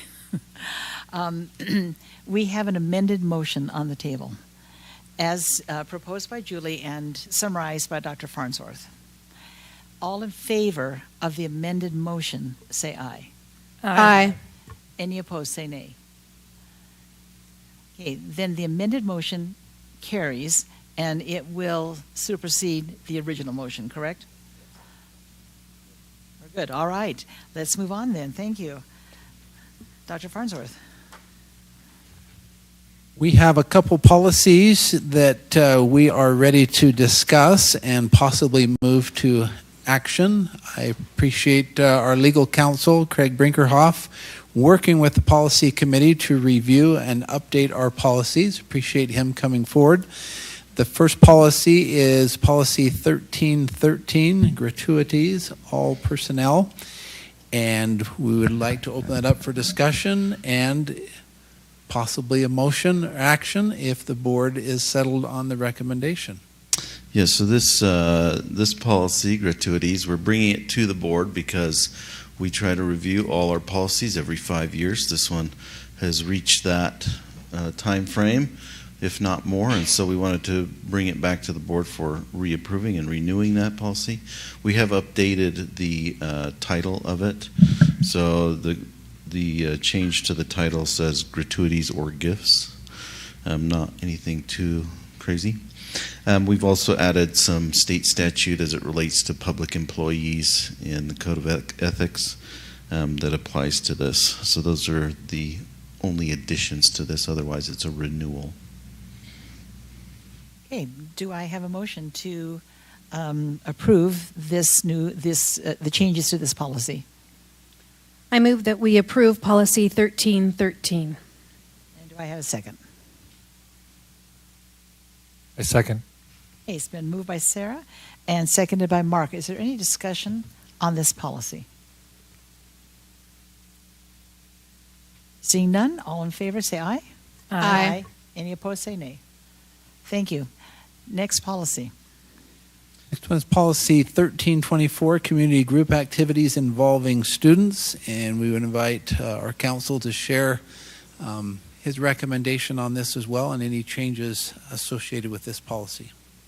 So we discussed this policy today as a policy committee, and it's our recommendation that this policy actually be retired. This policy deals with fundraising in schools, and we have another policy that specifically addresses fundraising that's better, has a better title. This is a little bit confusing. What does community group activities involving students relate to? It's really fundraising, and our policy 5148 is very specific on fundraising. It was recently done in 2020, and we feel like this policy captures everything that's in the 1324 policy, so we would recommend a retirement. Okay, do I have a motion to retire this policy? I move to retire policy 1324, community group activities involving students. Do we have a second? I'll second it. Okay, it's been moved by Joylyn and seconded by Sarah. Any discussion on this one? Well, this is another one of those ones that was written in 1985 and then relooked at 20 years ago. And it's just nice to, make sure it's more up to date, current with our state statute. And so it was a pretty easy peasy one to do. Well, I shouldn't say easy peasy, but it was easier. So, any questions for committee? Can you tell me again the policy that addresses the same issue? So 5148 titled fundraising. Can you bring that up for us on the screen so that you can see the differences? 5148 goes into detail of all types of fundraising, including this fundraising for community efforts. This policy was just very narrow, so 5148 is a very all-inclusive fundraising policy.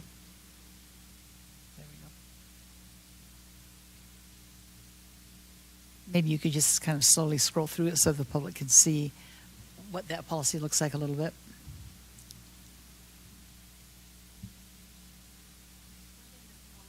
One thing that the policy committee has been committed to is making sure that the formatting of our policies are new, and so that they're congruent with each other, with our statement of policy. And so you'll see some changes, and you have seen some changes that we've had in the last couple of months, just to make sure that our policies are all congruent with the same statement of policy, and then we're trying to shorten some of those as well. And just a reminder for the public that all of our policies are available online.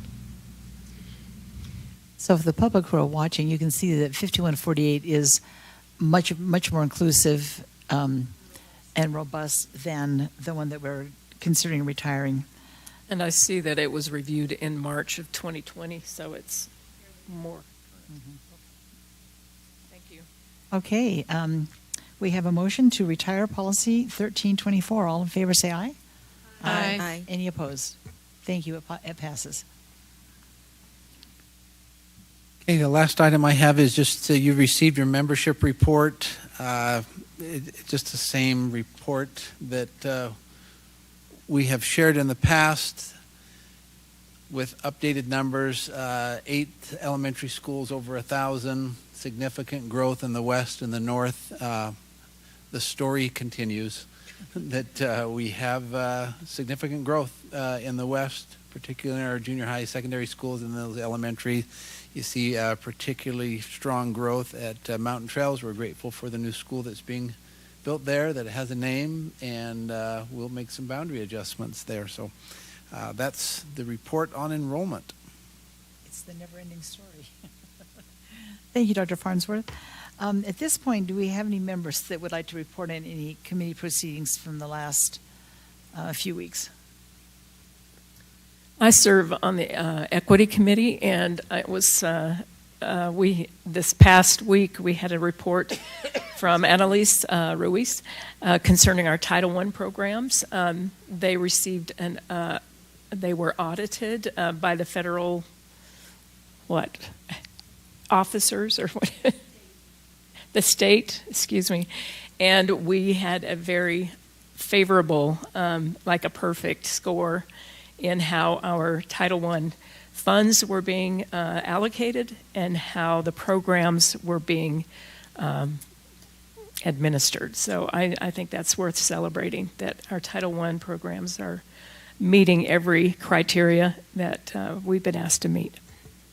Thank you. Any other reports? I would just like to mention that the Alpine Foundation had their annual Accent on Excellence banquet that we were able to go to, where we honored 20 teachers and staff. But also, and that was held at doTERRA, is sponsored by doTERRA, and it was a lovely event. However, doTERRA also is providing a plaque for every Teacher of the Year at every single school in the entire district this year. And that is well-deserved by them and a real tribute to our teachers. So we appreciate their sponsorship and their willingness to work with us to honor and celebrate teachers. So at this time, I think we have a need for a closed session. Do we have a motion to go into closed session? I move that we go into closed session. Do I have a second? Oh, sorry, for the purpose of personnel, property litigation, and collective bargaining. Sorry, I forgot that part. I second the Okay, it's motion. been moved by Julie and seconded by Mark that we move into closed session for the purpose of property litigation, personnel, and so on. For this, we will need a voice vote. So please state your name and your vote. Ada Wilson, yay, yes. Joylyn Lincoln, yes.